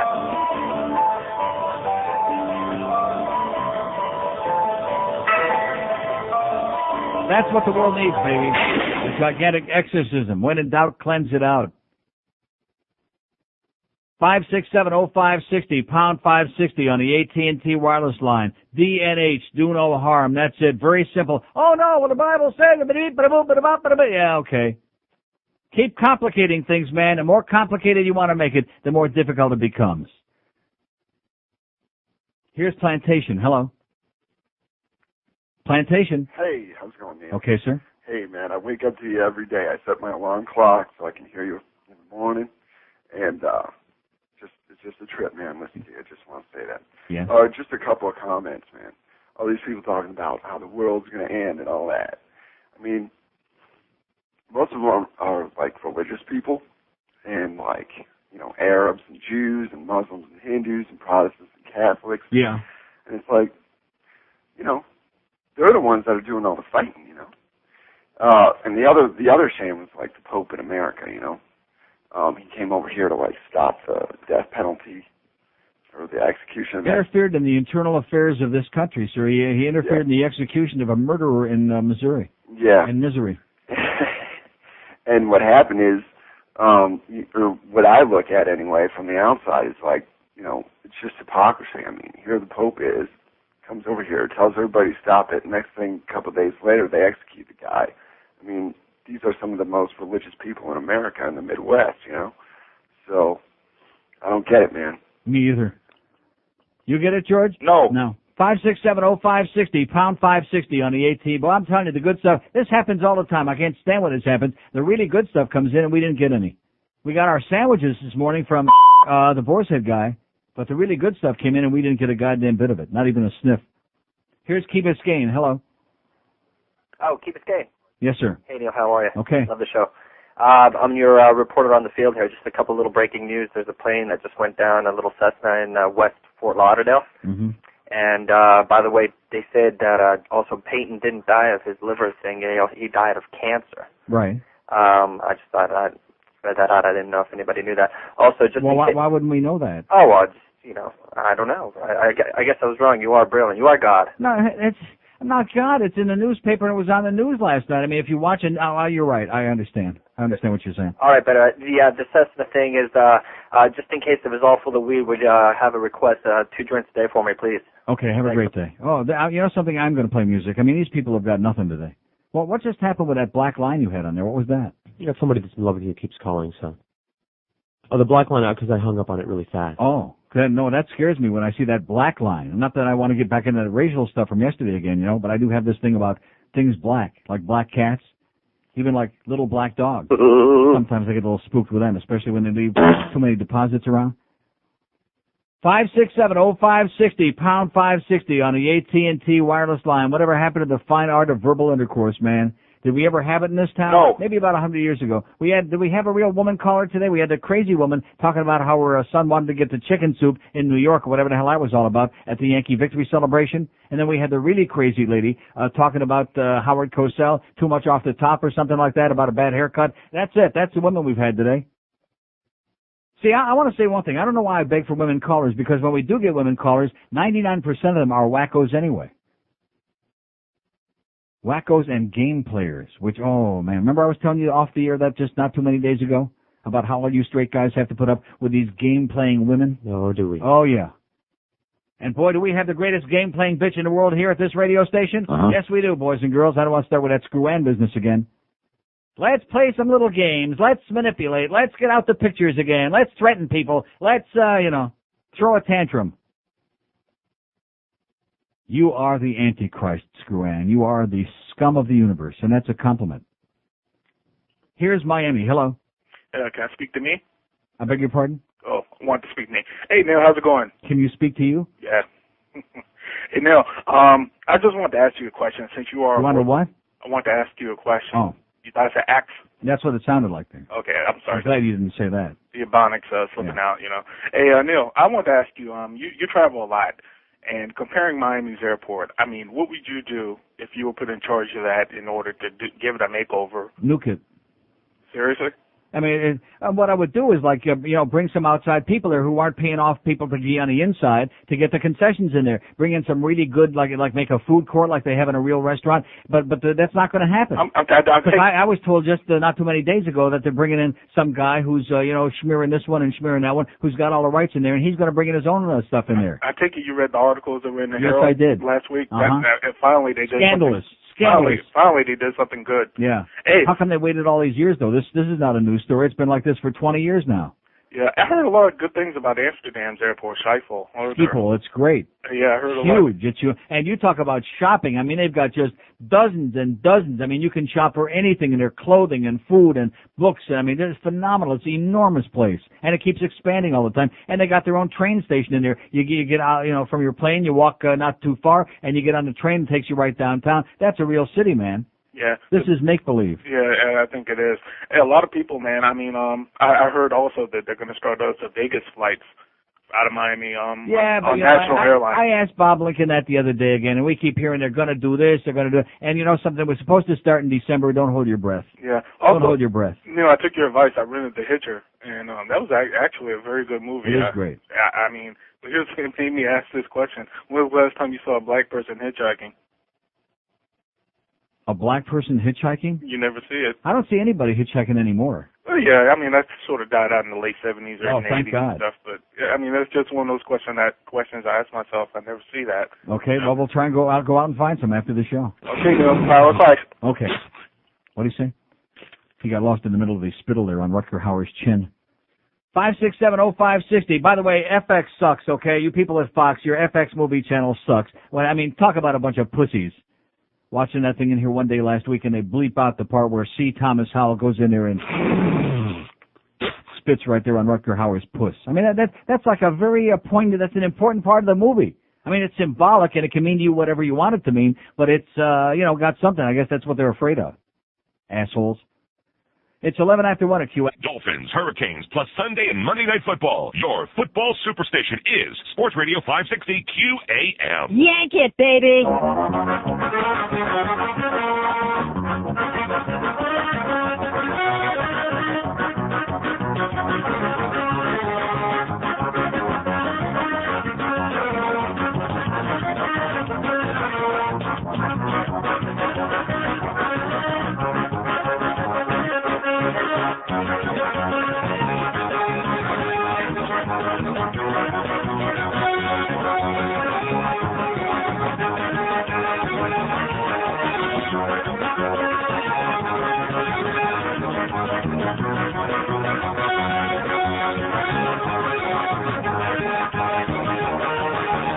115 to 560 WQM. Were the Israelis ever in Egypt? No. How do you like that, huh? No. They were never there. No. They never stole a freight train. No. They never built a pyramid. No. How do you like that? 567. And it still ain't going to get on the air. Yeah, that's the ass, so to speak. 5670560, pound 560 on the AT&T line, 877-785-NEIL, 785-6345 on the out-of-town line. Here's Hallandale. Hello. Hi. Yes, ma'am. I love you. First of all, I've been studying the Bible for a long time, and being a woman, the only women in the Bible seem to be whores or martyrs, so I never accept this. Sounds like QAM to me. Secondly, I just came back from Key West, and I got tired of hearing Payne Stewart on the news every day. 217 people died on the plane leaving Key West. Right. But I guess there were no... 217 people died on a plane leaving Key West? Yes. It was on the front of Miami Herald. On the plane leaving Key West? Yes. Right after San Fest. So apparently there were no golfers or non-sinners on the plane. 217 people? 217 people. George, do you have any idea what she's talking about? No. It was on the front of Miami Herald. 217 people died in the Air Egypt crash. This is there's a plane leaving Key West. Yeah, there was a plane leaving Key West, but there wasn't 217 people on it. I think there were 4 people on it. Ma'am? Okay, then. Oh, my God. 217 people died on a plane from Key West. 567-0560, pound 560 on the AT&T wireless line. Seriously, I feel like Ishkabibble. Like that. Here's a mobile in West Palm Beach. Hello. Hello. Yes, sir. That's the great, well-informed people of South Florida. How do you like that? It was right on the front page. 217 people died on a plane from Key West. I'm surprised it wasn't on the sports pages. Yeah. Two things. As a golfer, I agree with everybody saying it is probably the most boring game to watch imaginable. Second, just got back from your favorite place. Spent 2 weeks in Italy. Yeah. First time ever. You were talking about religion before. One of the amazing things that I found out while I was there this time is they're cleaning the Sistine Chapel. And the Japanese are paying for it. Yeah. $97 million is what they're paying to clean it. And now you cannot take a picture in the entire Sistine Chapel. We talk about commercialism in religion. Well, the reason the Japs have to pay for it, the Italian people aren't going to pay for it. They don't want anything to do with the Vatican. But it's a church. The church should be paying for it. It's theirs. It's theirs. Why should they pay for it if the Japs want to pay? Well, again, they turned it into a total religion, into a total commercial enterprise. Gee, what a shock. Surprise, surprise. Thanks, Neil. Okay, glad you had a good time. Bye. Okay, 567-0560, pound 560 on the AT&T wireless line. We got 600 open lines, 41 minutes to go here. We're right on the edge of some great music, I'll tell you that. This has been quite a collection today. Just when you think you've had the greatest collection of calls ever, you come in and you get these today. These are really special. Here's a mobile in Coral Springs. Hello. Yeah, if you don't like it, why don't you leave? If you don't like it, why don't you leave? Huh? What would you do back to then? Toronto. What would you do then, sir? What would you do? Oh, no answer for me, huh? Can't answer the question. What would you do? Who's still listening? The same whiner. If you don't like it, why don't you leave? I'll leave when I'm ready to leave. Like I told her the last time and the time before that you called with the same stupid question, okay? Whiner? Wah, wah. I love it. 567-0560, pound 560 on the AT&T wireless. Go out and bark at the moon, okay? Maybe it'll go away. Maybe it'll fall right out of the sky. Maybe it'll fall on Earth. Who knows? If we're lucky. Here's Pembroke Pines. Hello. Pembroke Pines. Hello, Neil. Yes, sir. Buongiorno. And back to you. Thank you. Neil, this is John Lombardo from Lombardo's Meats and Deli. You have literally destroyed my salesman. My salesman is wrecked. You have just ripped him a new asshole. What do you mean? Well, he was in here and he was taking my boar's head order, and I'm so glad you mentioned boar's head. It's a hell of a product. Don't mention his name. No, I'm not going to mention his name, but you called him a Jets fan? He hates the Jets. Oh, this must be the wrong guy then. No, it's the right guy. He just don't like the Jets. He was there twice to you this week, dropping off... Now, he wasn't dropping off anything to me. He's in with that morning crowd. He's got nothing to do with us. Oh, yeah, but he made sure that he wanted you to get some of it. No, he didn't. If you know him, he'll want you to get some. Believe me, he didn't want us to get any of it. I think he did. He wanted to spread the wealth. Okay. He really did. He wanted to spread the wealth. Yeah. He loves you, Neil. And? He loves you. He's sad because you think he's a Jets fan, and he really isn't. He hates the Jets. He is a Dolphins fan. Then why does he call a morning show all the time and pretend to be a Jets fan? No, I listen to the morning show. He doesn't pretend to be a Jets fan. Okay, well, listen, have a great day. Oh, my God. Oh! Ah! 567-0560, pound 560 on it. Didn't I ask them this morning, is that the same Richie? That's Richie, the Jets fan that calls and is always talking about Joe and his big head. I say, yeah, that's a guy, but he's not a bad guy. And now this guy's giving me a song to dance. This isn't reality. This is a dream. Yeah, this has got to be a dream. I mean, I finally get rid pretty much of 99% over my listeria. Maybe this is hysteria. Maybe this is like the aftermath of eating those bad weenies. That must be it. Only what's your excuse? 567-0560, pound 560 on the AT&T line as we continue searching for a real call here today. Have we had what you would consider like a real call today? No. I don't think so. Maybe some like on the edges of it. Have we had any sane women call this show today? No. Any sane men? No. Okay, at least they're consistent. Here's a mobile in Kendall. Hello. Uncle Neil. Yes, sir. What a ponderous day. Oh, unbelievable. I mean, it's like beyond death. Did you happen I wouldn't to say catch? that. I think you're getting a little carried away. But anyway. Did you happen to catch the Lenny Bruce No, I thing did that was not. on a couple? No. Well, he had the solution to racism. Yeah. And just completely wipe it out on a global level. Yeah.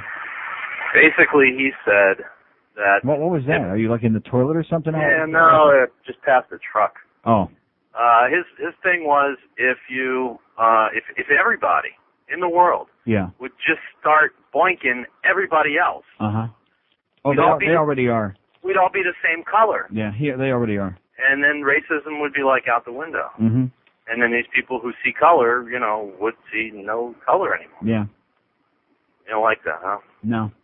No. Well, I tried, Neil. Okay, have a great day, sir. Thanks, Go back to sleep. Okay, we'll tell you when to wake up. 567, set the alarm for that guy. 567-0560, pound 560 on the AT&T line. 877-785-NEIL, 785-6345 for the supposedly rest of Florida line. Didn't our program director take care of that little problem, by the way, on that line? Evidently not. I mean, I realized he was gone for a couple of days, but evidently that still hasn't been taken. Maybe we have to wait for George Corso to come back, because every time I ask our program director to do anything, we have to wait for to come back, whoever it is. Maybe we have to wait for Richie from Boar's Head to come back with more sandwiches. Then we can take care of that. Here's a mobile in Homestead. Hello. Hello, Neil. Yes, sir. How are you doing? Okay. Since you are the Italy connoisseur, I wonder if you can help me with some information. I'm leaving there to go there on Sunday for 11 days. Yeah. What kind of money? I mean, I don't make as much money as you do. Yeah. But what would I do for money? What's the good amount I should take? Well, what does that mean? What would you do for money? I don't understand what that means. What's the good? Well, is that what you're going to do? Where you're going to stay? Well, we have a tour, everything. I mean, they're going to take us everywhere. But people have told me, take $300, take $400, take $1,000. Take $300 for 11 days? Well, everything's paid for. Yeah, including your meals. Meals and everything. Oh. And I just, I've never been out. So in other words, you're going on a tour? Exactly. Oh, I hate that. Oh, you don't tell me that. No, it's just not for me. Maybe you'll have a good time. Maybe you'll. I don't know Italy. I don't know where to go. Yeah. So we decided to take a tour and let us show everything. Yeah. Then when I become good at it, then I'll go on my own. Well, what else are you going to spend? I mean, if your meals are all paid for, what do you need? You need a few $100, I guess. A few $100? Yeah. Okay. Well, I'll do that. Hopefully everything will work out. Okay, have a great time, pal. Thank you, sir. Okay. Take some money. Take some cash. Take a few million lira. Oh, a few million? Well, 1,000 lira, 60 cents. 567-0560, pound 560 on the AT&T wireless line. And by the way, don't eat at McDonald's, please. Yes, they have many McDonald's in Rome. Do not go there or we'll report you to the FBI and La Cosa Nostra.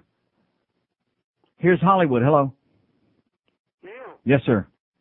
Why are you so afraid of the truth that God does exist? Oh, I'm terrified. No, seriously, Neil. What kind of crap is that? What kind of nonsense is that? Neil. It's another attack because I don't agree with your fairy tales. Attack me. I'm afraid of the truth. Well, what's the truth? Can I tell you that I had 3 miracles in my family? You had family? 3 miracles, huh? In what my kind of family. tree? An elm tree, a fig tree, and a maple tree, or a figment of your imagination? Neil. Yes. You can still dish it out, but you can't take it, right? I'm listening to your bubble micey, sir. Let's hear it. Are you listening? I'm listening, and stop the personal attack or your history, man. Oh, you gave me a person. Okay, bye. How many times has he called with the same bubble micey to this guy, this asshole? You're just like all the other religionists, sir. Attack, attack, attack. I'm a bad guy. You're the good guy because you have all these miracles in your life, and you're a good guy, and you believe in all those fairy tales. Great. I'm happy for you. If it works for you, I'm happy for you. 567-0560, pound 560 on the AT&T line. 877-785-NEIL, N-E-I-L, on the out of Florida line, whatever the hell that is. Deadline. 26 after 1 at QAM. Only one South Florida radio station has the hammer. You're listening to it at Goldberg, weekday afternoons at 2. Sports Radio 560, QAM. Neil Rogers. God.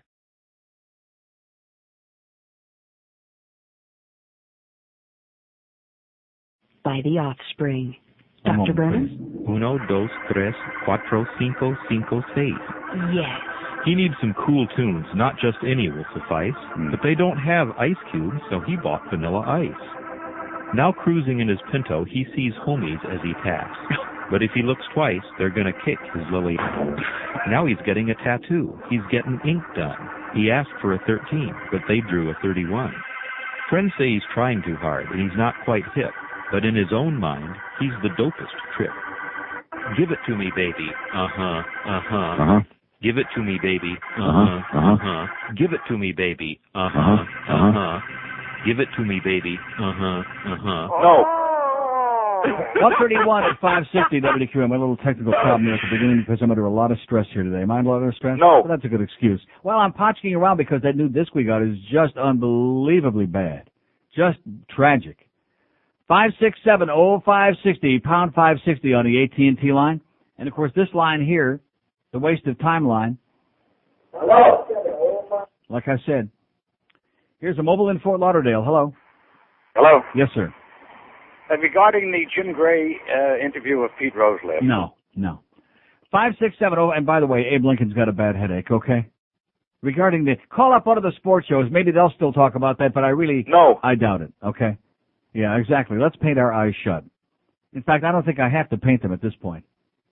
Can you imagine now you told me that bad news about we're like what do they call it, the internet for all the entire world, this show this week? Allaccess.com. Allaccess.com. Everybody in the world is listening to this show, and they're thinking, wow, listen to these calls from South Florida, man. Those must be the dumbest goddamn people on the face of the earth. What kind of a bunch of calls are those? What kind of a bunch of mouth-breathing idiots that they got down there, huh? Oh, my God.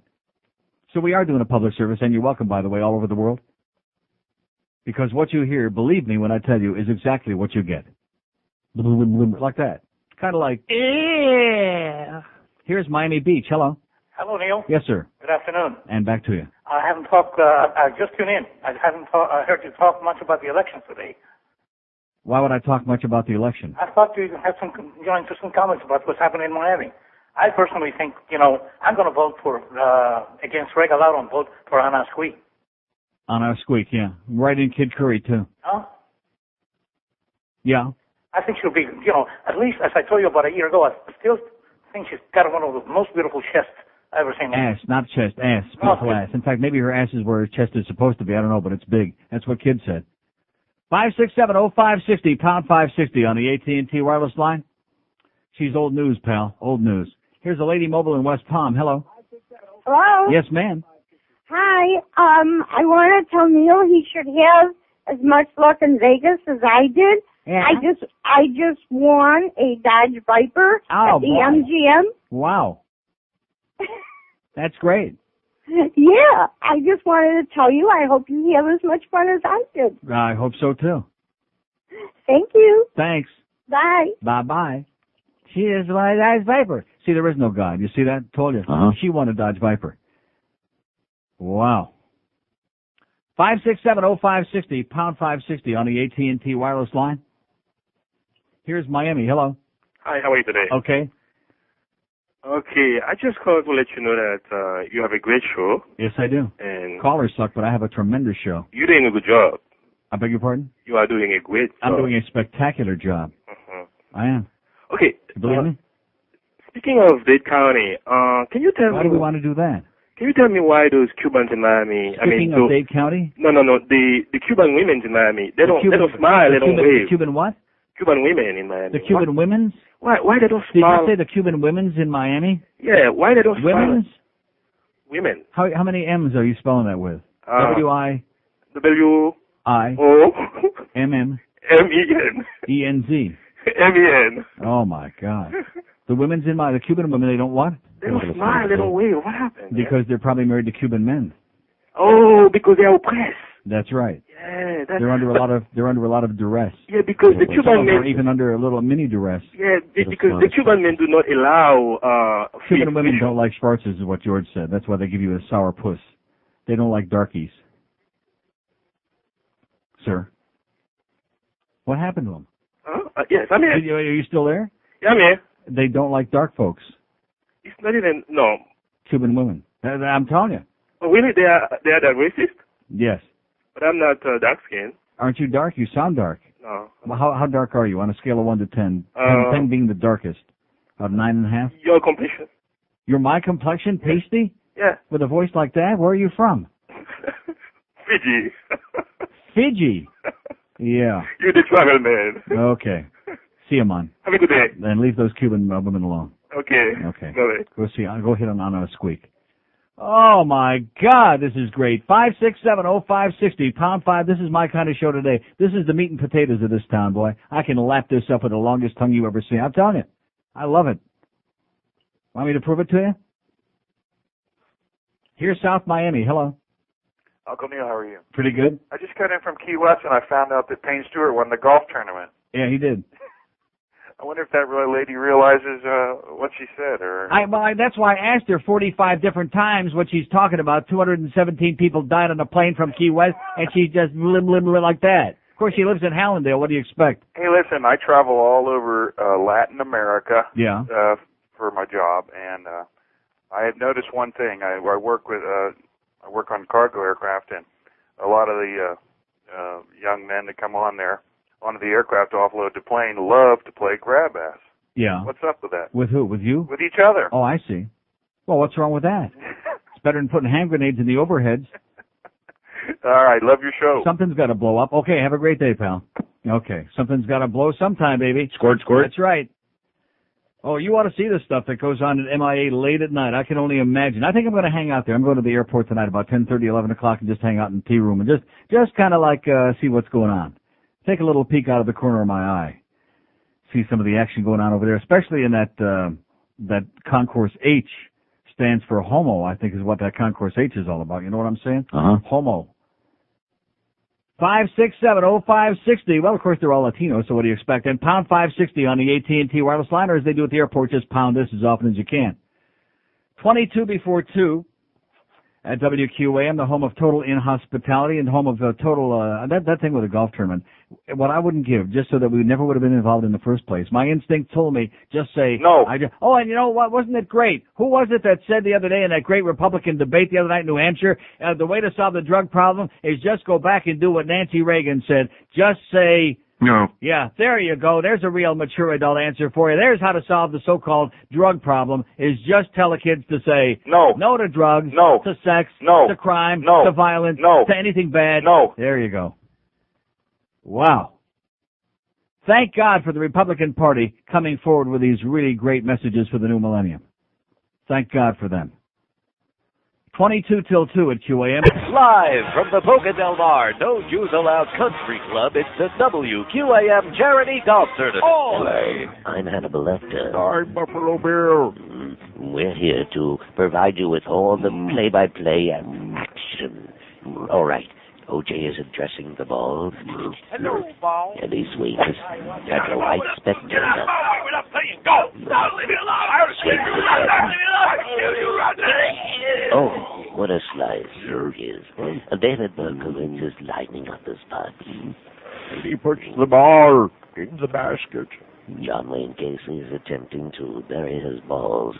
I'm afraid he has no choice but to sit down and insists on chewing on them. Yes. Curious how he could still be hungry after devouring the sales manager. Boy, I'm bored, Mommy. Which reminds me, I wish to take this time in thanking the generous sales staff of WQAM for providing delightful finger food, courtesy of Rutger Hauer's Bluebeard Buffet. Nourish me, Mommy. Have you tried the fava beans? No. Remember, all proceeds from this match go directly to WQAM, and preferably with checks written to cash. And we'll return with more after this word from Lecter. Only $50. Okay, 16 till 2 at 560 WQAM. Love that golf tournament, baby. 600 open lines, 5670560, pound 560 on the AT&T wireless line. And then, of course, there's always that Florida line. Here's a mobile in Pompano. Hello. Hey, Neil. Yes, sir. Hi, sir. Hope you don't hang up on me. I'm a Christian believer, and I want to apologize for the so-called believers that call in and attack you and verbally say things against you. Yeah, well, I don't take any crap from anybody. That's part of my Well, philosophy. it's wrong. It's scripturally wrong. The Bible says that you being Jewish, that we are to bless you, and if we curse you, we will be cursed. Yeah. Mm-hmm. Would you have enough guts for me to pray for you today? What does that mean? Pray. Well, Father, in the name of Jesus, in the name of Jesus, get lost, okay, phony bastard. 5670560, pound 560 on the AT&T wireless line. Boy, I'll tell you, we've had them all today. Have we had them all, or what? 6,000 open lines here waiting on you. We got 15 minutes to go. Maybe you can top that guy, okay? He's praying for me. I'll pray for you, pal, okay? Baruch atah Adonai gei kakadaf and yom. How do you like that? Kach lachois. Here's Hollywood. Hello. Mr. Rogers? Yes, sir. I just want to make... Can't hear you, sir. Can you hear me now? There you go. That thing with the holes in it works like a miracle. Okay, I just want to make a remark about that, the discussions you have with the, what's the gentleman's name, Mr. O.J. Simpson or so? Discussions I had with him? I have never had No, discussions but with him. things with people that are calling in your program too, Yes. you know. Mm-hmm. I think, did you realize that this is the price your system has to pay?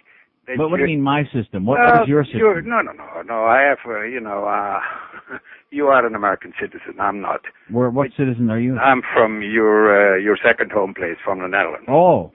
You have the jury jurisdiction, right? Jury system. Yes.